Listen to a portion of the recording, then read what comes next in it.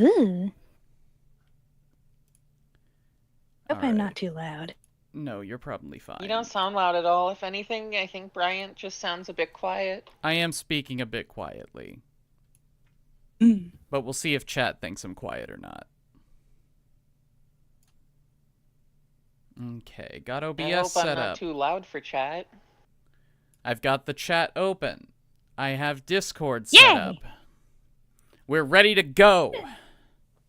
We are ready to Geo, love go, go, go. Lain. FIGHT fight win. This is gonna be the weirdest anime discussion. I think that this was Oh, a yeah. bad Possibly. pick for Anime Club. It absolutely was. Oh my god. With No, this get crop into of clubbers, yes. I No, did I disagree. This is a Tenic, ahead. I know that I criticized you for picking, what was it? Panty and Stocking with Garter Belt. orange. Or I Oh, criticized your that. pick of Panty and Stocking with Garter Belt. Ooh, boy, I have no idea how this discussion is gonna go. I mean, We're the one who look, suggested if we it. manage to talk about that show for 2.5 hours, I think we're gonna be able to talk for So I mean, the at main least that problem much. with talking about that show is you basically had to say the same thing for 12 episodes. Well, I don't see how Lain is going to be any better about that. Do End of No, yeah. Evangelion next. No, End of Evangelion doesn't have enough episodes. Wah, wah. Serial Experiments Lain episode synopsis. Is this even gonna help us? Yeah, I mean, the show does have a plot. I think it it's just very does. obtuse and hard to see, but it's there. It does have distinct different events that happen in an order. Mm-hmm. Yeah, I mean, I understand it's easy to see it in that kind of pure, unrelated episodic way, like the first 2 times that you're watching the show. Mm-hmm. But I think I was watching this for basically the 4th time now, and I found it a pretty interesting experience that I could kind of follow what's going on. I was watching it for the 4th time, and it was really interesting that I wasn't totally lost. Yeah, exactly. Wow. Well, if that doesn't sum up the experience of watching Lain, then I don't know what does. Maybe we should talk about this when we're actually streaming. We are streaming. Oh wait, we're We not are? streaming yet? No, we're streaming now. Yeah, we've been streaming for a Okay, couple yeah. minutes. now. Scrub, I Why said we're can't I live. see anything? YouTube, actually update when I say go to subscriptions. I hate this. Anyway, The thing when I press reload. hello, chat. Welcome to the monthly Explanation Point Patreon Anime Club. I am Explanation Point. Here to my right is Tenic. Hello, Here to my down I below am the is Scrub. Lain expert. Hey. And here to my lower right is Jams. Hello. And we are all here today to talk about the absolute classic anime that came out in a year. Year of our Lord 1998. I believe so it actually came out in present day, present time. Right, it came out Present day. on July 28th, Present time. 2024. Ha ha ha ha ha ha ha ha.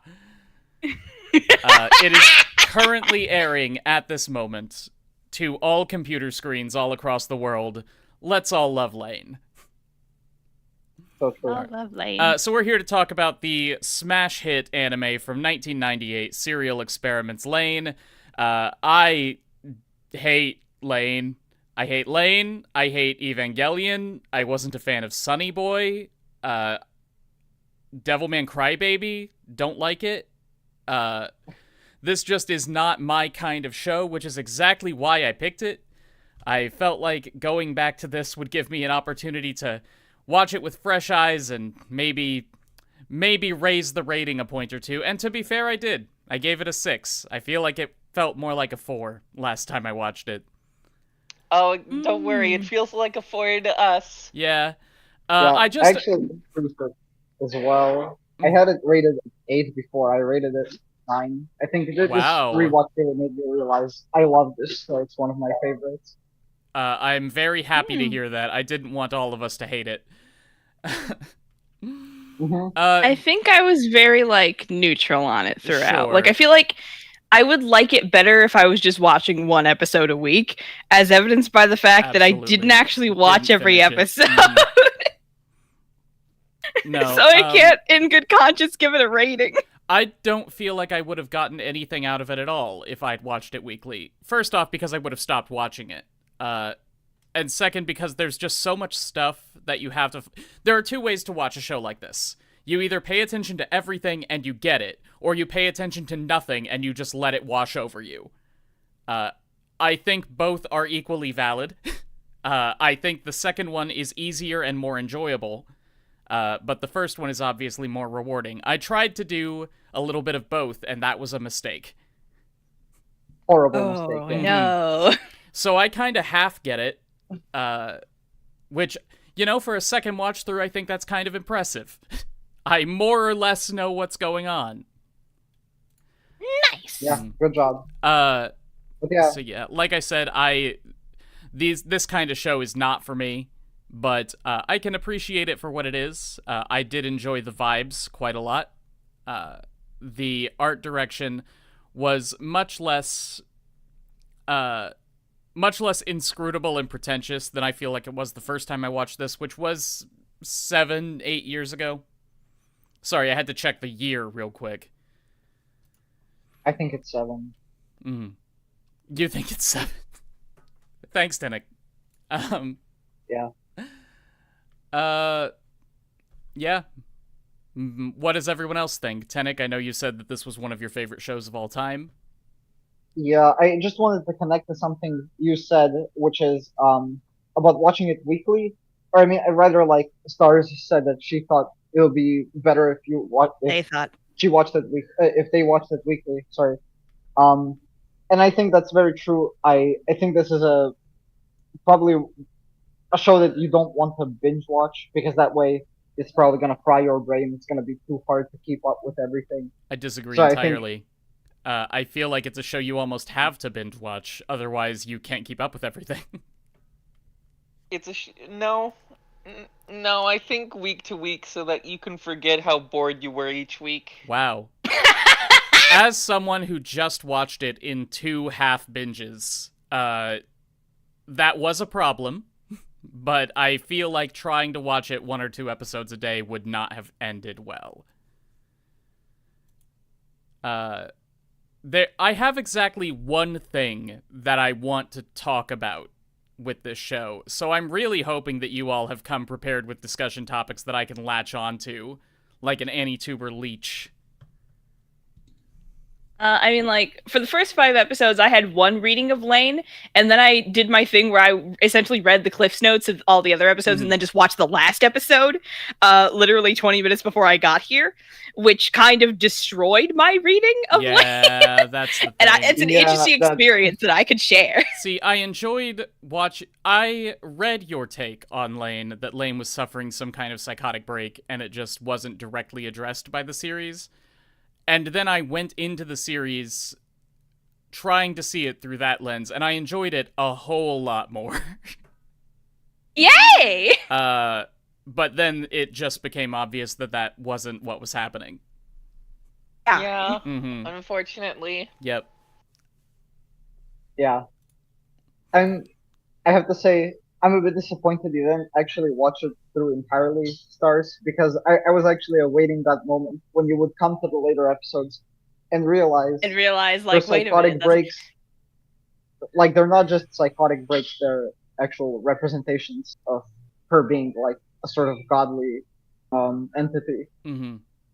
Yeah. Of, like, the show maybe being more that would have been an literal interesting than... realization to come to, but I feel like I genuinely would have been so disappointed if that was the case, because part of, like, the pathos that I was experiencing for Lain as a character is like, oh, she is having such a hard time connecting with the other people in her life because she fundamentally experiences reality in a way that is, like, removed from how everyone else is experiencing it. So when she starts warping reality around her and everyone else starts experiencing reality that way, it like when it becomes clear that, like, these are real things that are physically happening because Lain is like a gravity well of power, like, I would have just slowly been like, ah, well now I don't feel the same pathos for her that I did. But because I functionally skipped the middle of it, I went from the part where I think is the last section where you could plausibly make the reading that I was reading directly to the last episode. Mm-hmm. And that there was a had to be an confusing moment, experience. and then I can't was an imagine experience, that. all right. Yeah. No, I finished watching this show about half an hour ago, and I was sitting here on the couch with the last 2 episodes on the television screen, and Mariah gets up out of bed, and she stumbles into the living room, and she blinks a couple of times, and then she goes into the kitchen and makes her coffee and says nothing, while Lain is on the floor in her nightgown covered in wires, talking to Alice about how, like, there are multiple of her and multiple of everyone, and there's no such thing as God, but God is her. And then God shows up, Dan Avidan God shows up behind her and starts, like, massaging her shoulders and be like, yes, that's right, I am God, there is no God here, this is my flesh form. And Lane's like, no, you're not God, there is no God, you're God. Well, she was saying there is a God. There is He's a just God. like- It is and is not Yeah. you at the same time. No, more in the sense that like Aerie was just a means to the ends of that God. Mm-hmm. And Aerie is like an arrogant idiot who thinks Arrogant. he can become God. Boy, am I glad that he's God in there and we're God out here, and that I just remembered he's the God, but then I remembered we're God out here. Mm-hmm. As much as I really want to direct this, I really want to be the kind of person who would direct this into a legitimate discussion about, like, the impact of technology on our lives and what it means to be a god and transhumanism and all of that. I had a very decent amount of alcohol last night and stayed up late playing D&D, and I don't like this show. So there are a lot of things working against me today. Yeah. I can pick up some of the slack. I also have a discussion topic that's like one layer above what you're thinking. Yes, please. When a show is art versus when it's in a story. Yeah, I would like to talk about that. You mentioned that in the Discord, and I thought that was an excellent take. Yeah. When a show is art, I don't like that. And when a show is a story, I do like that. It's, I mean, yeah, it's very much, it does feel like Lane's trying to be art first rather than an actual story. It's true. And, like, I feel weird criticizing Lain as though it is trying to be a narrative first. But that's what my entire philosophy of literary analysis is built on, and I don't really have much of a framework to talk about it any other way. Yeah. I think, like, the thing, it's like, it is not a squishy feelingsy show in the sense that, like, the entire, like, backbone of its structure works off of soft magic. Mm-hmm. Because part of it is the reveal that Lain is this cosmic godlike thing. Yeah. You know? Like, that's, like, where the backbone of the show is that you realize, oh, okay, all of these seemingly weird, disparate nonsense things are actually divinely connected directly to Lain, and Lain is divinely connected directly to everybody else and everything else, because that is what Lain's nature is, and she is, like, discovering this over the course of the show. Yeah. And discovering that people want to control her because of this. Lain is a thinking feel that machines.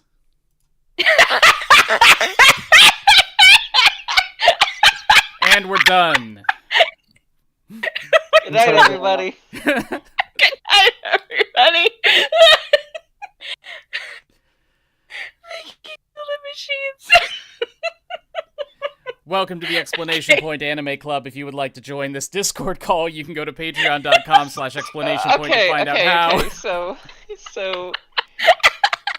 unironically, I'm gonna say something so pretentious now. Please, I love that. I think the dub is, like, I checked out the sub a little bit. Not a full episode, so I can't say for certain, but I think the dub is better than the sub because the dub adds to how weird everything feels. See, I had that same thought. I didn't watch the dub this time, and I may or may not have watched it last time, but I know how it is. And I was thinking, like, I can see someone watching this dub and just being awash in the strangeness of it all. Because the dialogue is so stilted and so unnatural in that very 90s way. Everybody talks like they're a robot, which half of I them don't know, are. might be a half theme. of them are robots. Yeah. Everyone has a robot version of Especially themselves. Lane's mom. And then the only person who talks normal, being Lane's sister, becomes just like unable to talk after a while. It's a metaphor. What's it a metaphor for? It's a metaphor. The way that technology eats at your brain. Yeah. I guess, again, this is very much like Lain refuses to explain things because to explain art would be to kill it. So it can't do that. And which is to fine. not have any explanation makes it a bad story. Well, hold on. Because going back to the thing you said about some anime being art and some anime being story, do you think that is the difference? A story explains itself and art doesn't? It's more Maybe. art. At least Art has a multiple difference. explanations based on who's viewing it. Okay. I mean, I maybe feel like Lane is somewhat like that. I think even intentionally, but I think the difference is Lane is more like a puzzle that's just very hard to put together. I don't because see that it so leaves- much. I see because Evangelion I as a think- puzzle. This is very I closely mean- related to, like, I've been working on making this video for multiple months because I'm so bad at finding time for it. But I'm essentially making this video about, like, the difference between, like, a piece of art that is punishing versus a piece of art that is rewarding I see. of, like, your time and attention. You know what I mean? And it sort of, like, loops into this, like, you say it's like a really difficult puzzle.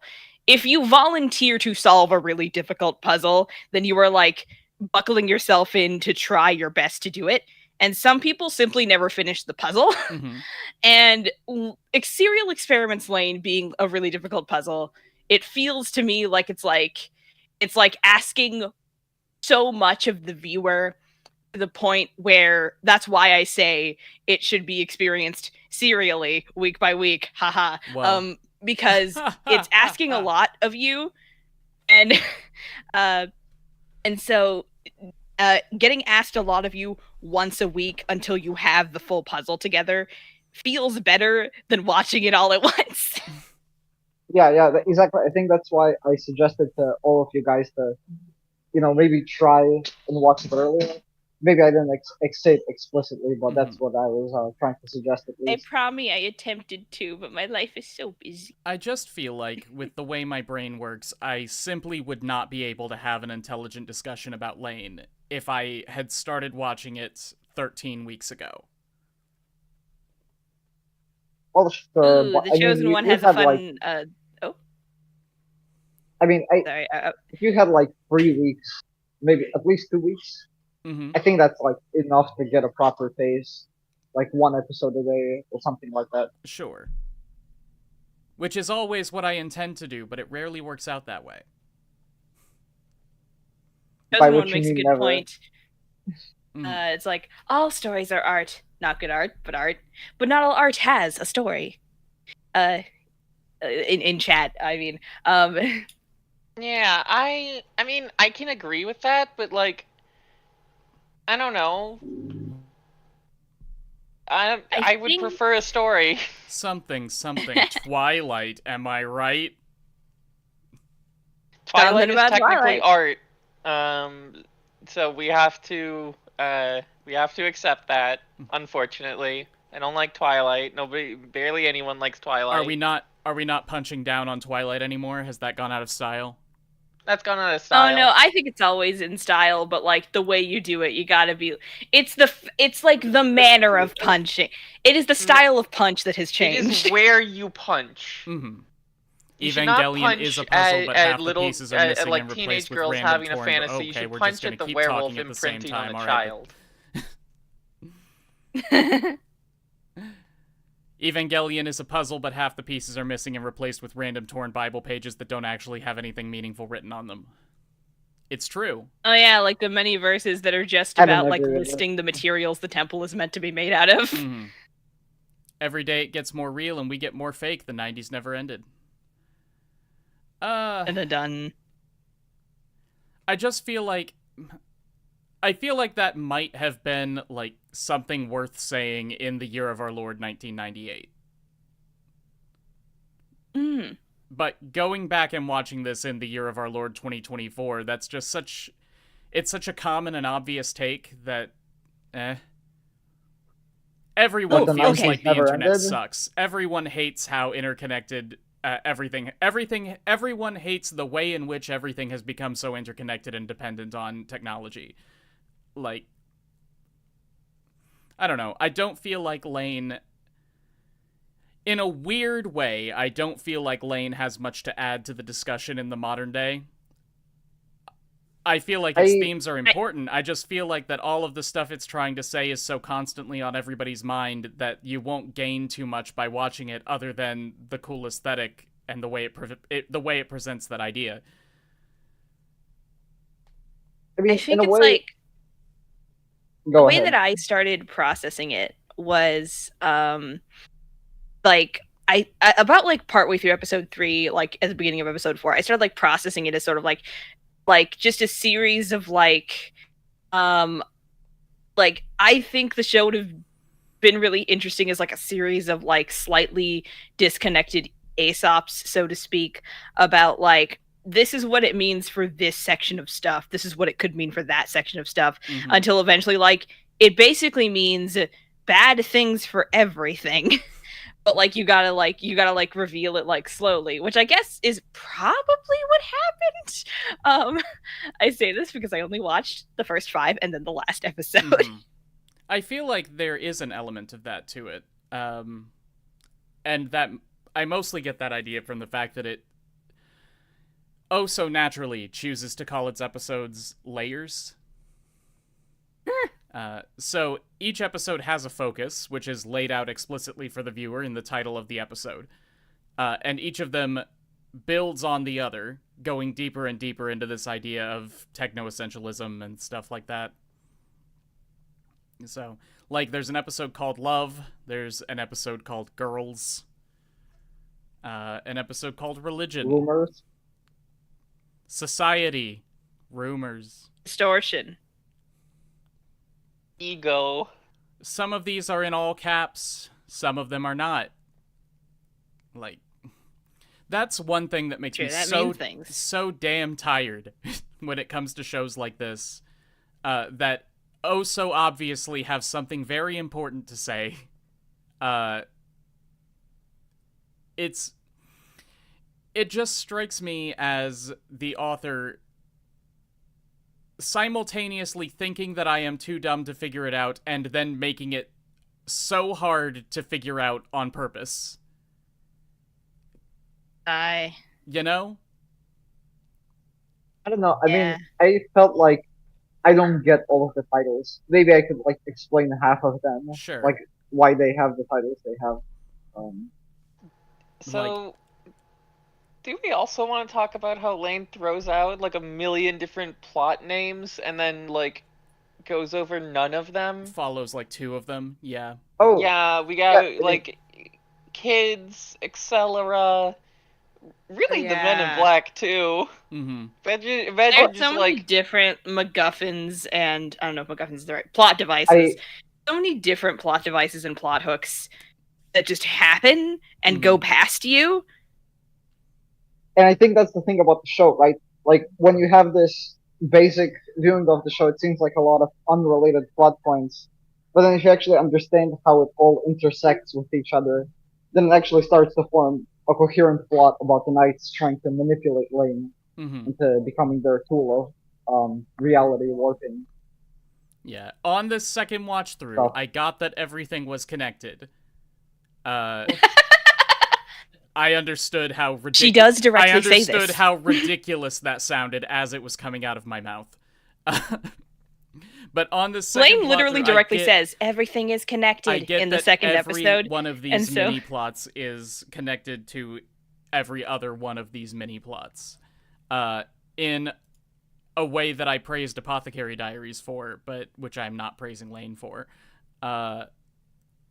Because the plots Because Lain is they too... aren't the point. They only matter insofar as they serve, quote unquote, the message, which is just not why I consume media. It's why I consume essays. Fascinating. I'm see. You're having a really good point. I'm just stuck thinking about that one point where, like, imagine being accosted by a bunch of men in black constantly, and then one of them takes off their like headset and says, "I love you," and then walks away. Well, Yeah, what does that's it a even very mean weird for Lain line. to be loved? That's a very weird line you say, surrounded by very weird lines constantly in this show. I don't know. I think for Lain to be loved, the fundamental meaning of that is for everyone to have a kinship or desire for this kind of deeper connectedness between all humans. That's manifested in the show by the attempt of making the like collective unconscious conscious, which is the whole goal of the night. See, I would like that take. I would like it a lot, but the fact that it's being said by a guy who has actually zero personality and is only there for exposition, cryptic exposition at that, I can't enjoy that take. See, Yeah. with a show like this, I hate the words that I'm about to say. With a show like this, you can't criticize characters for having no personality, because the characters do not exist to be people, they exist to explore different angles of an idea. See, I agree with you on that take. Mm-hmm. It makes me want to vomit. And it's bad. No, actually, I Have you would seen disagree for Revolutionary this Girl, reason. Utena? I actually don't know if you have. Not yet. Tenek, what was that? I just want to say I wouldn't agree. I think one of the failings of the show is that some of its themes and plot points require for there to be like strong connections between characters that just are kind of hard to believe in because as you said, the writing, the dialogue is so like stilted and inhuman. Yep. So for example, Lain is supposed to feel very sad when she finds out that her surrogate family is just a surrogate family. But that's hard to believe in because she didn't really have a deep personal connection that we saw with any of them. Mm-hmm. I mean, that's kind of a problem. Lain's value as a cultural touchstone is as an inspiration for hundreds of indie noise musicians. They aren't wrong. Not wrong. The sound design is really good in this show. Like the sound design. Yeah. I'm gonna be honest, I didn't notice it. I'm sure you're right. I notice sound design a lot more often lately. What exactly is Lain's value as a cultural touchstone? What are some direct descendants of Lain? I said in the chat earlier, I think it's possible that the director from Madoka Magica / Kamen Rider guy, they're the same guy, it's possible that he definitely like took ideas from Serial Experiments Lain and was like, okay, these are interesting concepts that are cooking in my brain, but I want to make them and that different. I want to make them like this. One of the things that I kept coming back to as I was watching it this second time is this is Madoka. Okay. This is proto-Madoka. I actually have I have zero evidence for this connection other than a vibe. Mm-hmm. Oh? But watching Serial Experiments Lain felt nearly identical to playing through Yume Nikki. Okay. Oh! Playing through Yume Nikki. Huh. Dream. Okay. Sorry, I know what that is, but I have to look it up real quick. It's all like an RPG maker indie game. They're both bad, which I am very glad Partner does not watch these, so I can say that Yume Nikki is bad here. Okay. Wow, heresy. I was thinking of Mirai Nikki first, and like, you were in that death game? You could have been God? I still haven't finished that. You don't have to. Cool. I'm 2 episodes away from finishing it. I do have to. So, direct descendants of Lain. who was... This is not something that I can research live. I'm just going to type those words into Google and see if it gives me something. Chat, if you can illuminate me, feel free. I'm also thinking of it like in terms of like a fandom cultural touchstone. Yeah, of course. Like fandom culture wise, Serial Experiments Lain is like, okay. So the first time I heard about the first time I heard about Serial Experiments Lain, it was actually on. I don't know how many people know about the fact that about Digibro and his whole deal, and how he briefly, for a stint, became Digibrony, and that's how I found him because I was obsessed with the fucking review essays of My Little Pony episodes. There were so many of them on YouTube. There probably still are, but like. What I mean is that's how I found him, and then I found Serial Experiments Lain through other stuff that he did. Mm-hmm. And likewise, except not the pony stuff. All of that the same for me, but not the pony part. All of that same for me, except yes, the pony part. Basically, it was this interesting experience, like as a middle schooler, learning that like people could like art that other people like people could like art that I kept seeing being made fun of in the cartoons that I watched. Like, you know how like there's that like stereotype of like the pretentious artist who makes something that doesn't actually mean anything, but they're like, no, you don't understand, it's art. Art and it's like I never understood like I never understood the vibes of it necessarily, but like hearing it from someone who I was following already, suddenly like something clicked in my brain and I was like, wait a minute, okay, there are things there that exist.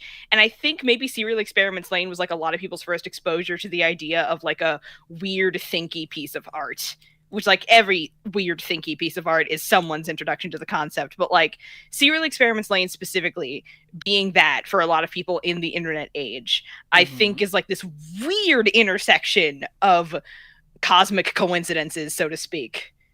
Okay. I just find that fascinating that it exists. So, just to be clear to chat and everyone watching in the future, I am not an anime historian. I don't know if the things I'm about to say are at all true or not, or if they even make sense. But I like the idea that Serial Experiments Lain came out in 1998. The internet is just becoming a big cultural thing. It's about to take off. People, anime fans, are watching the television.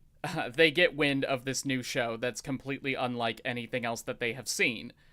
Because while I know there were artsy-fartsy anime before Lain, obviously, Lain is the one that you still hear about today, and I'm wondering if it's the first big popular one.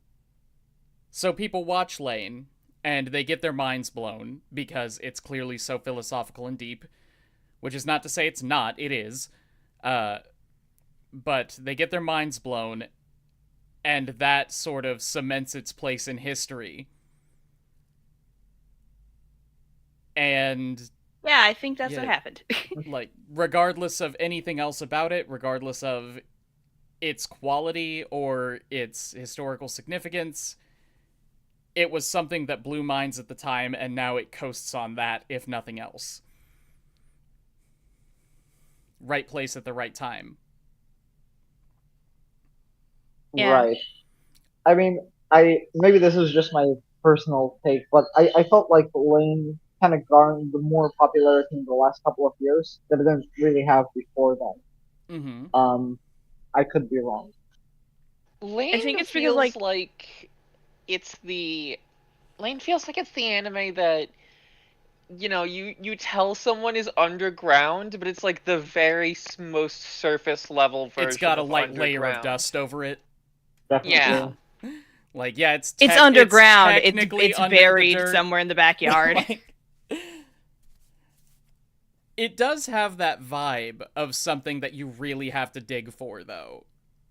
It feels like something you're walking around in a thrift store in the year 2005 with your friends, and you see this, like, dusty, beaten up VHS tape of Serial Experiments Lain. You're like, dudes, this is cursed. We've got to watch this. I think Like, that's also like I saw that's another reason saw why this I at say 1 it's in the good. morning Oh. while I was flicking through static ATV channels one time. I only caught the last 4 episodes, and I have to see the rest. We are watching this now. Yeah, In a time like- before the internet, people who knew about Serial Experiments Lain must have felt like gods. Like, there's this one, there is something that I can equate this to. There's a YouTube ad that I saw one time at 1 in the morning, or some equivalent time, and I can't even describe it. There was this small white animal plushie with black spots and a big face and big lips, and all the ad was putting that plushie in different places, like going down a slide or sitting on a yard chair, where there was a song that went ba-da-ba-da-da-da-da beep-a-beep-beep, ba-da-ba-da-da-da-da beep-a-beep-beep. They were saying words, but they were in like a heavy, like, Asian accent, and the words made no sense, and I was watching with rapt attention as this creature teleported all over the world, spouting nonsense about how I like to eat the potato, ba-dee-ba-dee-dee-dee-dee. And I felt like I had gone to sleep, and that my brain was conjuring these images in front of me, but I knew that I was conscious because my phone was blaring light into my unblinking eyes. And for years, I would occasionally think about that ad and think, what was it even for? What was being advertised to me? What was the point? And it finally started playing on YouTube again, and I caught it. I recorded it. I have it on my computer, and now it's nothing to me. It doesn't matter. I can watch it whenever I want. And that is Serial Experiments Lain. It's something that you caught one time on your mom's TV at midnight on a school day and thought about for 20 years until it was put up on Crunchyroll, and now you can see it whenever, and it doesn't matter anymore. Am I wrong? It's not on Crunchyroll, though. I don't think it's available for streaming now. Describing the plot of I Saw the TV Glow, James. Oh my gosh, I saw the TV glow! Oh my gosh, wait, you're right. That is describing the plot of I Saw the TV glow. Wait you a have fucking unleashed second. something, and you know not what you've Listen, done. okay, you don't understand. Okay, so like, All right. I actually started at because- the beginning of this month. Okay. At the beginning of this month, I thought maybe I could make comparisons between the Serial Experiments Lain and I Saw the TV Glow. And I'm thinking about it, and like, I refuse to spoil I Saw the TV Glow, so I can't actually say the various things that popped into my brain, and also we're running low on time anyway. But like, It's fine. We are? I mean, feel they like still there's haven't- no real point in going through Lain episode by episode. If you disagree, feel free to let me know. I disagree. I think a lot of conversation some topics point- do come up. At some point, I do want to talk about how funny episode 6 is with the child-killing scientist, but we'll get there. I agree. Definitely. I think Yeah, so should we just start? Sure. I'm gonna have to interrupt this conversation about I Saw the TV Glow. I'm sorry, because I know it's gonna take 20 minutes and we just don't have that time if we are actually going to go episode We by episode absolutely here. have that time! We do not have that time if we're gonna go through this I do episode not by trust you, episode. Scrub. Are we going? Why are we going through this episode by Because episode? Tenek wants to, and you have episodes you Yeah. want to talk about. Fine. Episode 1, Weird. A high school girl commits suicide by jumping off of a rooftop late at night. A week later, students are getting emails from the girl named Chisa Yamada, which claim that she only gave up her body, but she is actually alive inside the virtual world known as the Wired, saying that there is a god that exists there. After getting one of those emails, introverted 14-year-old Lain Iwakura becomes more interested in computers and asks her techie father, Yaso Iwakura, for a new Navi computer system. At school, the blackboard writes a subliminal message inviting her to come to the Wired, revealed to be written by Chisa herself. I love this setup. Yep. This setup for a story has so much potential. Just getting emails from dead classmate. Love that. it's a good hook. Absolutely, Well, it that is. plot synopsis really made it actually coherent. Mm-hmm. Well, it's because there is actually like a little nugget of plot in every Lain episode, surrounded by 18 minutes of vibes. Yeah. Like Hot take. that's why I said it was probably a bad choice for Anime Club, because there's so little to talk about. Because the only things I'm that very good at like parsing those things. the best things about Lain, the things that we usually have trouble talking about at Anime Club rather, are plot and vibes. And Lain is mostly Yeah. vibes, followed by philosophy, which is always fun to talk about, but God, I do not have the energy. And then plot. I could say something about Lane's character, because I'm obvious, but I don't think we'll have to wait a few more episodes before we get there. Okay. I mean, Which I I think guess Uh, sort of like falls into like Jam's your take on Lane, but like Oh yeah, that different. one. Mm-hmm. It's like, okay, so I developed my theory that Lain probably has psychosis the moment that there's this one scene where smoke is just floating out of her fingertips in the middle of class. Like Mm-hmm. the teacher is writing on the chalkboard, teacher's lecturing to the class.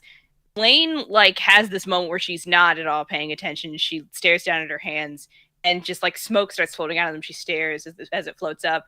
And then that's never mentioned again Mm-hmm. in the rest of the episode. And I was like, that's weird. And the weirder part was when she says to her mom, I got an email from a friend.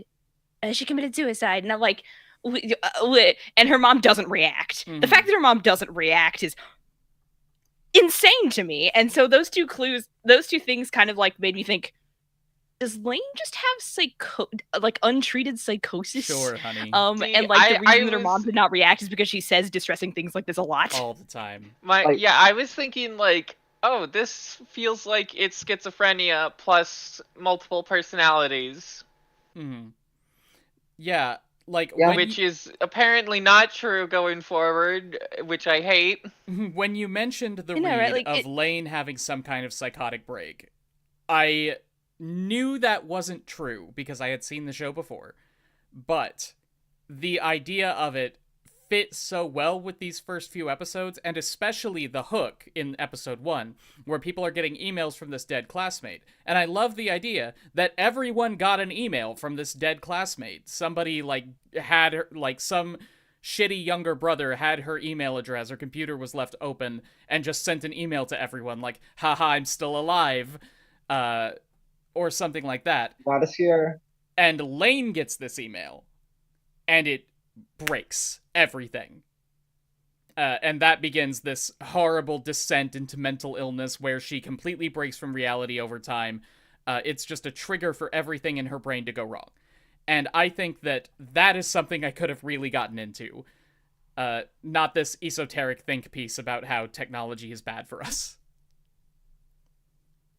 Potentially. Mm-hmm. And it's like, I I think would the have technology is bad for us angle could still work within that framework. The idea that like the idea that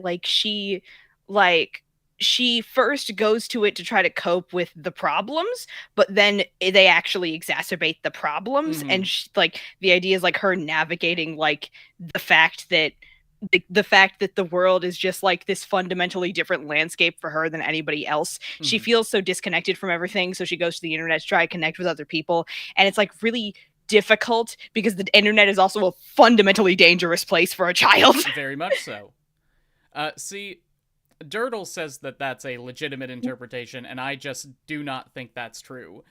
Because if you think that Lain is having a psychotic break, then you have to assume that the people she interacts with are hallucinations.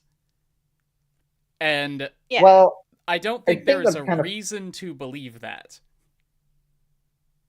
But go on, Ted. wait, It's like, but what there are people do you have in mind specifically? There are the Men in Black. There are both scientists, which one of them certainly is. But there's the other scientist who talks about the project whose name I forget and gives her all the details. A lot of the conversations with Alice and Julie. The one where she's sitting in Alice's room on her bed while she masturbates thinking about her teacher. Yeah. What is that scene if Lain is having a psychotic break? Because the Yeah, only yeah. I mean, the only real person in that scene is Alice. yeah. You have a bunch of people going up to Lain and saying like, "Hey, we saw you at the club last night," which does still work with the psychotic break interpretation. She goes out, she does something she doesn't remember later, but it just happens so often. I don't know. I don't get that feel. I don't get that vibe at all. Yeah, I mean, obviously, the show does have a plot, so Mhm. you can't say everything would be a psychotic break. I think you could still maybe say she has psychosis and explain things like I think it's in episode 1, the scene where she sees a girl run into a train that Yeah, also Oh, has that was like thing. The thing was the that episode twitching not ends with. expressions. was that not supposed to be Airy jumping I in front of don't the think train? so. I mean, I don't know what that scene is supposed to mean, so I can't say much. Well, it mentioned Yeah. later on that Airy jumps in front of a train. Oh, I mean, that's a different occurrence. I don't know. Maybe you Is it could form a though? reading there. Maybe it's like she's remembering the thing happening via the collective unconscious. Yeah, sure. You see, that's a very good like blanket Because she's explanation for a everywhere lot of all at stuff in the once. show. Mm-hmm. Something something collective unconscious. Yeah, Something everyone is something protocol interconnected. 7. It's human instrumentality. Clown says maybe Lain is popular because you can project almost any mental illness onto her. I doubt it. So, with regard to the psychosis interpretation, I feel like it's very reasonable to say that Lain would be diagnosed with some kind of psychosis, but I don't think it's reasonable to say that that's what's actually happening, given what we see on screen. That she's The diagnosed. idea is that we are living in this weird sci-fi fantasy universe, A magical realism world. where Lain is a goddess. Yep. Exactly. Mm-hmm. So that's supposed to. Yeah, I mean, maybe just as another example, like the fact that she hears dead people Mm-hmm. in a couple of scenes, that's supposed to be like explained as stemming from that, I think, and not just as a hallucination. Mm-hmm. So we go to episode 2? Yeah, episode 2. At Siberia, this one's called Girls. At Siberia, a techno club, a man buys a nanomachine drug called Excella. Alice Mizuki, along with her friends Julie Kato and Reika Yamamoto, tell Lain that they saw her during their visit to Siberia, but with a far more vigorous personality. Lain has her father set up her Navi computer system at home and later joins Alice at Siberia that night to prove she was not there before. She becomes involved with a shooting at the club by the same man under the influence of Excella. She eerily tells the man that everyone is connected to the Wired no matter where they are. This leads him to shoot himself out of psychological trauma. Yeah, so true. Is this the one with the nightclub children? Yeah. I love Yeah, the nightclub that's where the one where children. we get introduced. The We gothic are the dress. nightclub children. I have nothing to say to about the the nightclub. nightclub children. They just have such a vibe. They made me I laugh like every their time they distinct were on character screen. design. I know. I think they should have been the main characters. They're the Tenet main said characters this and was they keep perfectly meeting natural Lain. dialogue, but when she goes up to the child and's like, "Do you know what this computer chip is?" He was like, "Oh yeah, that's a computer chip. I could run the internet on my gun with that." Like, I don't think it's supposed to be a gun, but it It's really a looks like a gun. gun. Okay, so it's supposed to be, I think, basically a cute special phone case that is shaped like a gun. it's a gun. That is what. I wish I Yeah. could run the internet on my gun. Child runs the internet on his gun. Anyway, first appearance of second Lain. First appearance of second Lain on screen. Goes up, this guy has a gun, he's shooting people, and Freeran just walks up and says, "Kill yourself," and he does. Freeran? Epic. Freeran. I love Freeran. Oh yeah. Let's talk about and- Freeran. Yeah. Oh my gosh, Oh. so I haven't seen No Freeran scrub. because I'm intimidated by how much everyone praises it. That sounds like hipster pretty talk. good. You It don't is. understand. Like, my nature is to be a hipster, not in the pretentious way, in the please everything is big and scary way. So maybe Tenet can explain this for me, because I don't understand what the point of the Excella drug was. Okay, so I mean I think I would agree because this is probably like the one plot point I would say is the most unnecessary in all of the show. But from some theories I did hear, Excella is also supposed to be some kind of mind manipulation drug. It's not just accelerating your senses, and I guess that would explain why the guy was hearing voices from the nights and maybe like some kind of uh, replica Lain as well. And that's why he's so distressed at the end of the episode. Mm-hmm. So it's just supposed to be like the first example we see of the way the knights are trying to manipulate society. I love having to make stuff up to make a show make sense. Yep. Yeah, the Theories. main thing that I hate about it is that it's like never used again, except for like one scene in like episode 10 or something where they just have a brief flash to the drug and they don't even talk about it. It's just in the imagery, It makes sense for it to and be then this they like long-term MacGuffin thing, you know? See, that's what they're setting up, but they don't knock it down. They just leave it there. They set it up and leave it. Like an Yeah, art because it's accurate not- summary in the for the woods. rest of this show. Yeah, right. Because And then it's like, now zoom it out, looks- and you zoom out, and it makes a flower. Yeah, Did right. not- So Tenet? Continue, I think Tenek, that's sorry. maybe. Yeah, I think that's what I maybe find brilliant about the show. There might be a pretentious way of putting it, but just the way, like, yeah, you look at this episode, you think Excella is some kind of MacGuffin or something that's being set up for later, but really, it's just the first of many examples of this bigger picture of this, like, secret society organization that's trying to, well, I guess, do the plot of the show. Sure. So the confused attitude a lot of people have is because, well, I mean, that I felt that way the first two times as well. Like, you tend to focus on the individual episodes. It's hard to see, like, the bigger picture. Mm-hmm.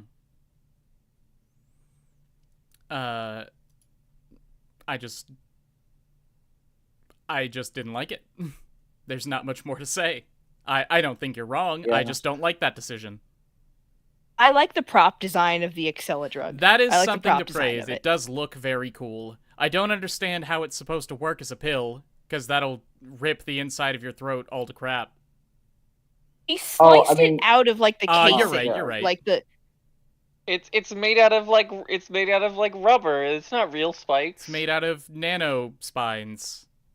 They're too small to hurt you. It's microplastics. Yeah. I think they also described it's like it's not actually a drug, but it's just as hard to get, and then it's a drug. And It's I'm a over drug. here like, why would you go through that many hoops? It's not a drug because it's not chemical. It just It's adds nanobots. chemicals. It's nanobots that put drugs in your body. Oh my god. Not a drug. Not a drug, it's a distribution system for a drug. It's just as hard to get. It's actually harder to get because you have to get a drug and you also have to get the nanobots. It's even harder to get because it makes no sense and I don't get it. Lain never even takes it. What's the point of introducing some super special psychoactive substance? You don't understand. There's no other reason a man would commit suicide at the dance club. He zeroes out Lain when he's under the influence immediately and also in the later point where she physically goes there. She's like, no, I wasn't there, but I will go there now. You know, like, you know what I mean? Like he singles her out both times, which was weird to me.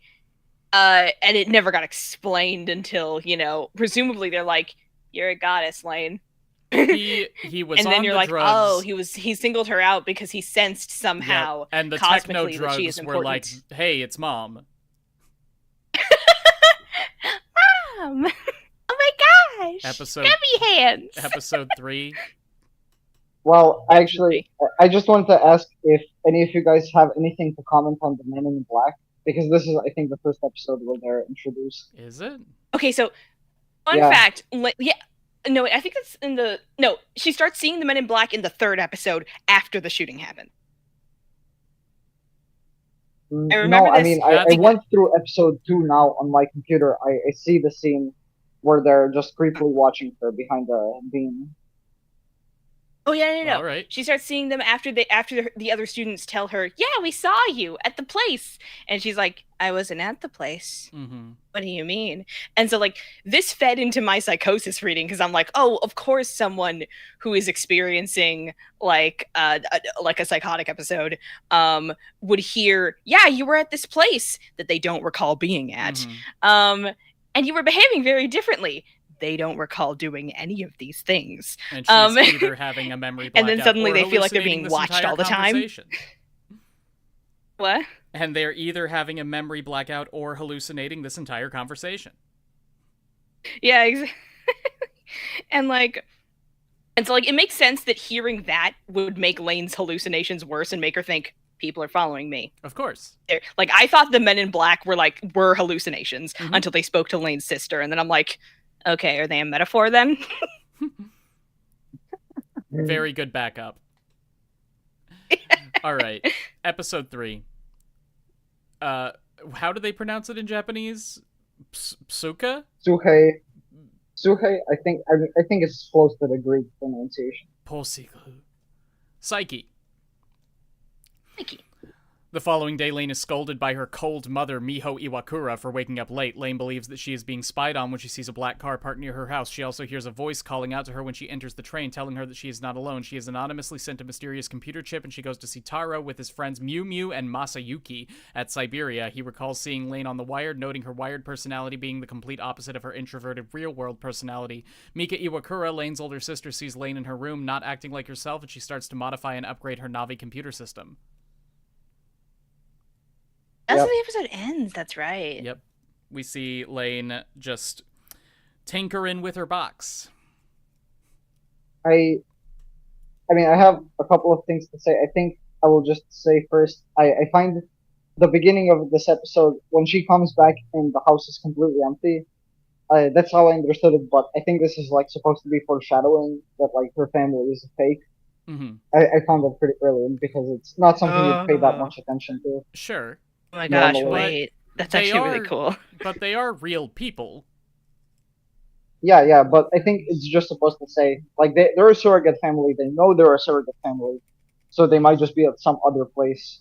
They're taking care I of don't their know for what real reason. daughter Maybe. Oh my gosh. somewhere else. Just Um, gotta go get recharged My thought is maybe somewhere. she's in the Wired when she gets home and she doesn't realize that she's still stuck in like the mirror version of the Wired that exists. You know what I mean?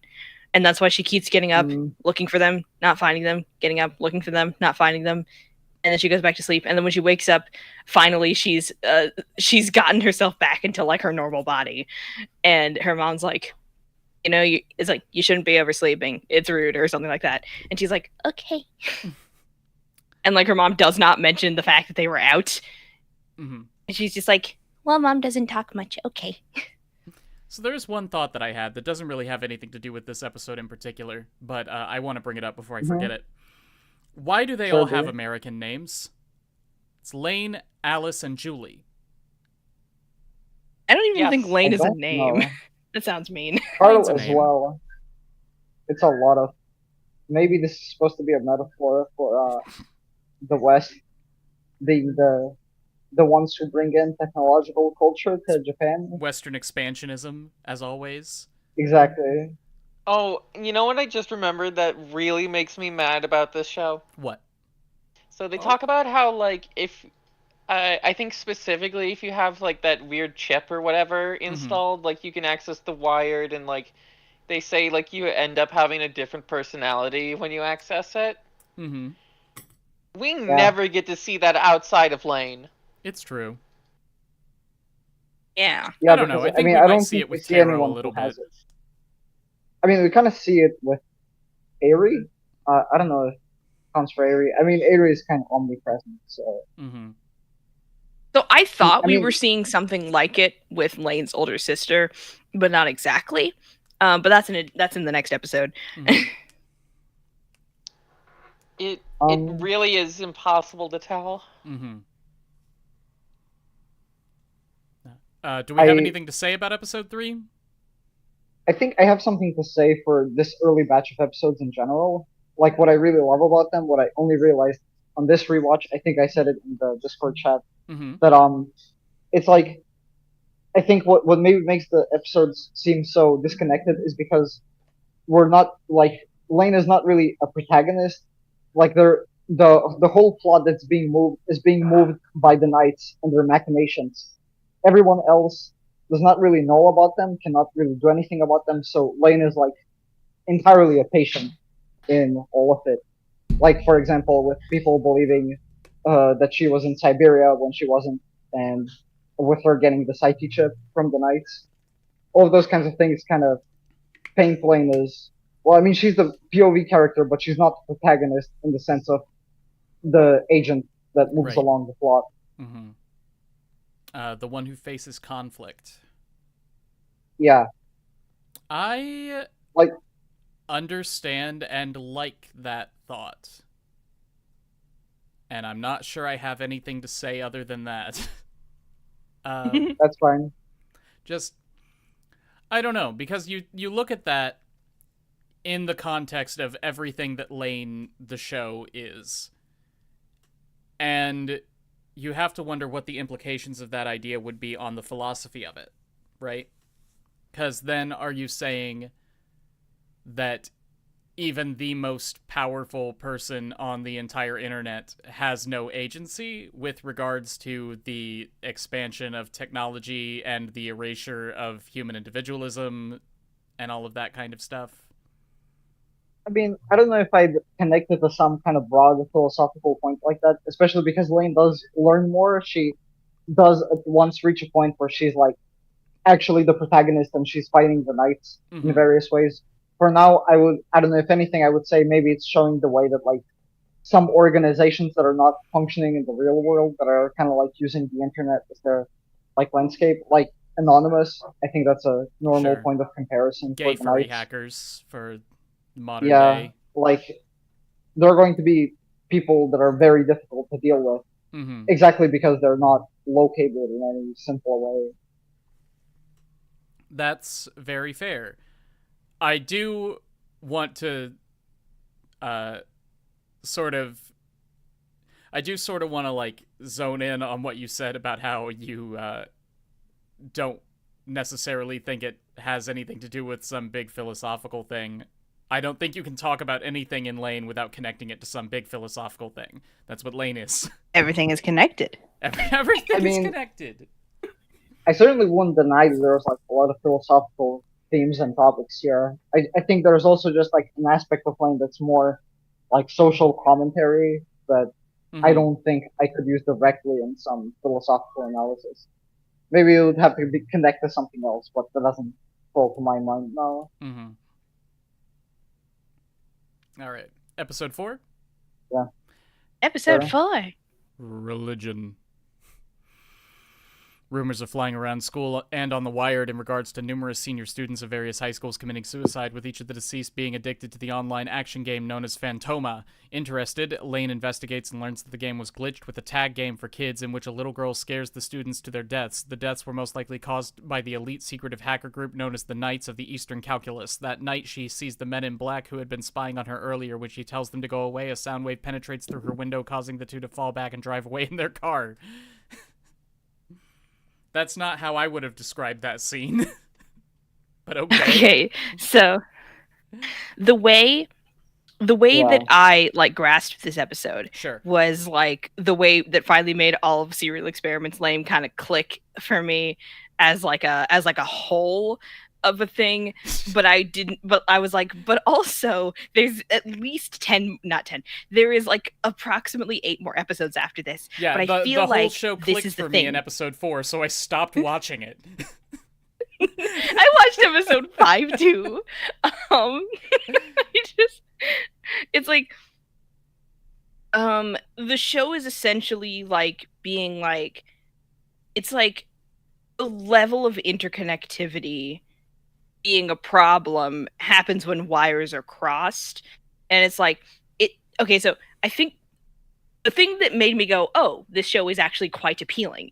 That's the thing that made it, that's the thing that clicked, is like, I get the appeal of this now, Mm-hmm. is like the episode, like, for one thing, it has a comprehensible structure, which none of the first 3 episodes definitively did not. Sure. It had a setup. Her dad walks in and she's like, Lain, you're scaring everyone. Well, he's like, Lain, you're scaring everyone. Or something. No, it's like, hey, Lain, you want to be a little careful about this stuff? And Lain's like, I'll be fine.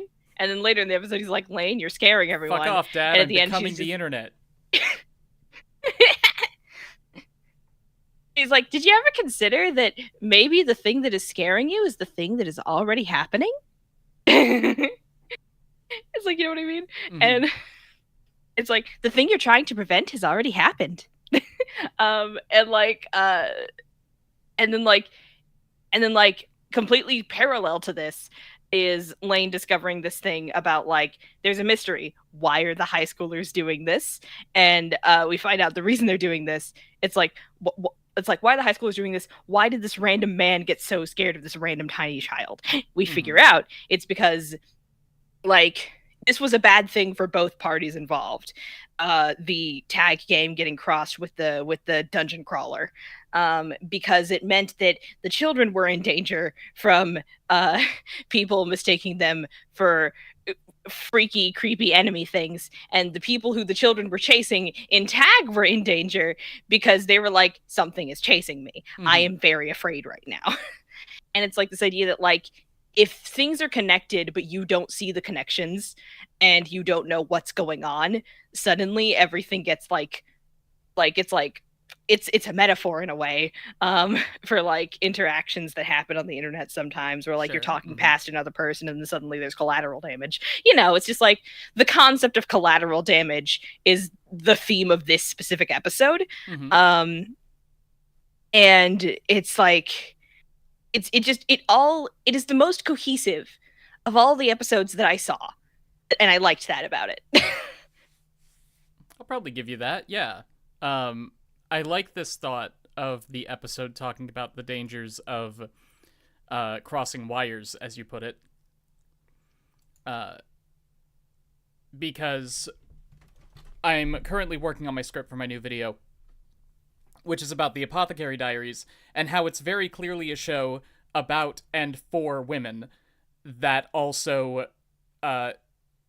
very much goes out of its way to not be off-putting to men. And it succeeds. I used my AniTuber connections to look at the demographic breakdown of Apothecary Diaries viewers, and it is 50-45-5. Women, men, other. Which is ridiculously impressive. But, 50 for women? 50 for women? Yeah, 50% women, 45 men, and 5% other.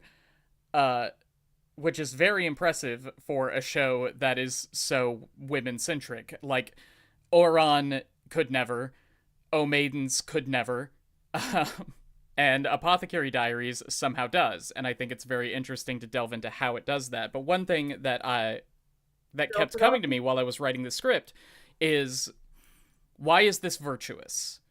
Why is this something that shows should strive to do, to appeal to as many people as possible? And it's not. There's nothing wrong with a show only trying to be appealing to women, only trying to be appealing to men, only trying to be appealing to, I don't know, fucking, what's another demographic? Muslims? Only trying to be appealing to gay people, sure. Like, and not trying to... Trans agenda. Not trying to extend its reach beyond its niche. And in fact, trying to appeal to everyone is usually a very bad thing when it comes to media, because it makes your show lose its identity. It's hard to have a wide-reaching, a show with wide appeal that still is something, you know? That's how we wind up with 800 isekai schlock shows every year. Because they're too focused on appealing to the standard. To a broad demographic, right. Instead of having a concise identity that's actually going to hit with some people. Right, but I mean, like, I'm not sure if I'd agree with that. I mean, isekais are like notoriously male-centric. Sure. Like, that was a Yeah. bad example, but you understand what I mean, is that shows that do try to appeal to everybody tend to be attractive to nobody. They go for the lowest common denominator, Yep. not realizing that if they go for the lowest common denominator, they will only get people who are willing to bend that low. Well, it works. They keep doing it. But Good point. yeah, I think there is something to be said about the importance of discrete spaces that this episode is sort of delving into a little bit. Personally, what I think happened behind the scenes is author thought, wouldn't it be cool if little girl glitched into wrong game, killed people with heart attack? But if whether that accidentally or intentionally leads to cool metaphors, I don't care. Yeah, because it's just cool conceptually. Yep.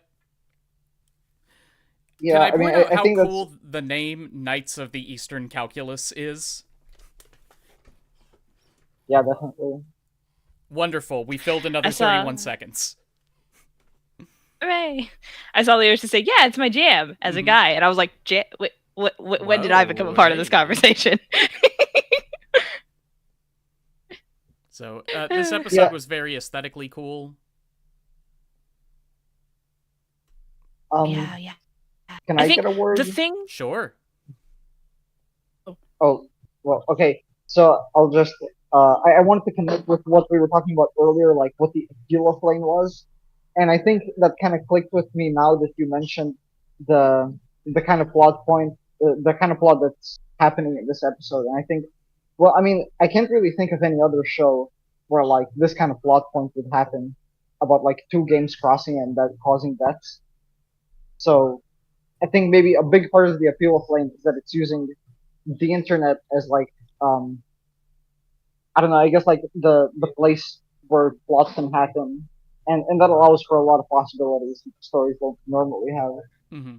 It's this Because like they are bizarro restricted to the mirror real world. universe version of the internet, and I really like that. Mm-hmm.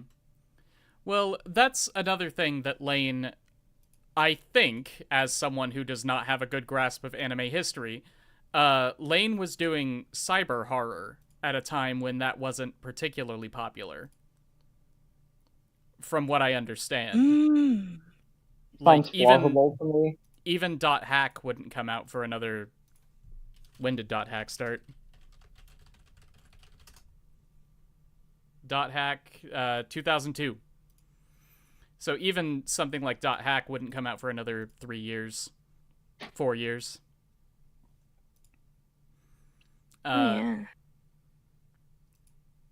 It has this very analog approach to internet horror, which gives it a great aesthetic with all of these horrible tubes and wires everywhere integrating flesh and machine. Because nowadays when you see this kind of body horror relating to the internet, like, you've got screens, the wires aren't... It doesn't look the same. Everything's because wireless now. You don't have the chunky computers. You don't have the CRT monitors. You don't have, like, the bubbling liquid cooling systems of odd green gunk in flooded rooms. Like, it just had such a great aesthetic sensibility to its horrific elements. Yeah, like now what's cyber horror? Black Mirror? It's Black Mirror. Like, I feel like you focus more on the digital element of things in cyber horror today.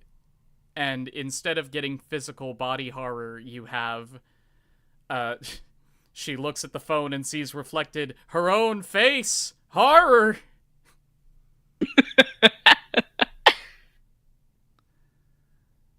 Phantoma was a I think the one digitized last thing version that I of wanted the to kid say. Hold on, I'm reading a comment real quick. The Knights were using the game to farm psychic energy from children in order to impose experiences upon people who are only connected to the wired subconsciously through Schumann resonance. Where is that in the show? Yeah, where is that in the show? I'm not saying that is not the canonical explanation. I'm saying, how do you get that from what's in the show? Walk me through. So like- I think Which episode? If you would, so I think it's actually in episode 6 when Lain is investigating the kid system. Mm-hmm. That's where it's kind of explicitly said that Okay. But they the knights never are make a using connection back to Phantoma from right. episode That's 6. kind of right. I think that's left as kind of implicit. You're supposed to connect the two, like, oh, this is something the knights were doing, Phantoma in the episode 4, and then 2 episodes later, they're using the kid system. Well, they both have to do with kids and breaking down the border of the wired and the real world. So they used the kid system and implemented it in the form of Phantoma somehow. There's a lot of like hand wavy connections like that, but I think See, there's something you can do see, if you pay enough attention. that is, I believe you. I believe that is correct. But if a show is the one making me make those connections, it has failed. I disagree. Like, Yeah, I feel like Go that's ahead. not a great attitude to have.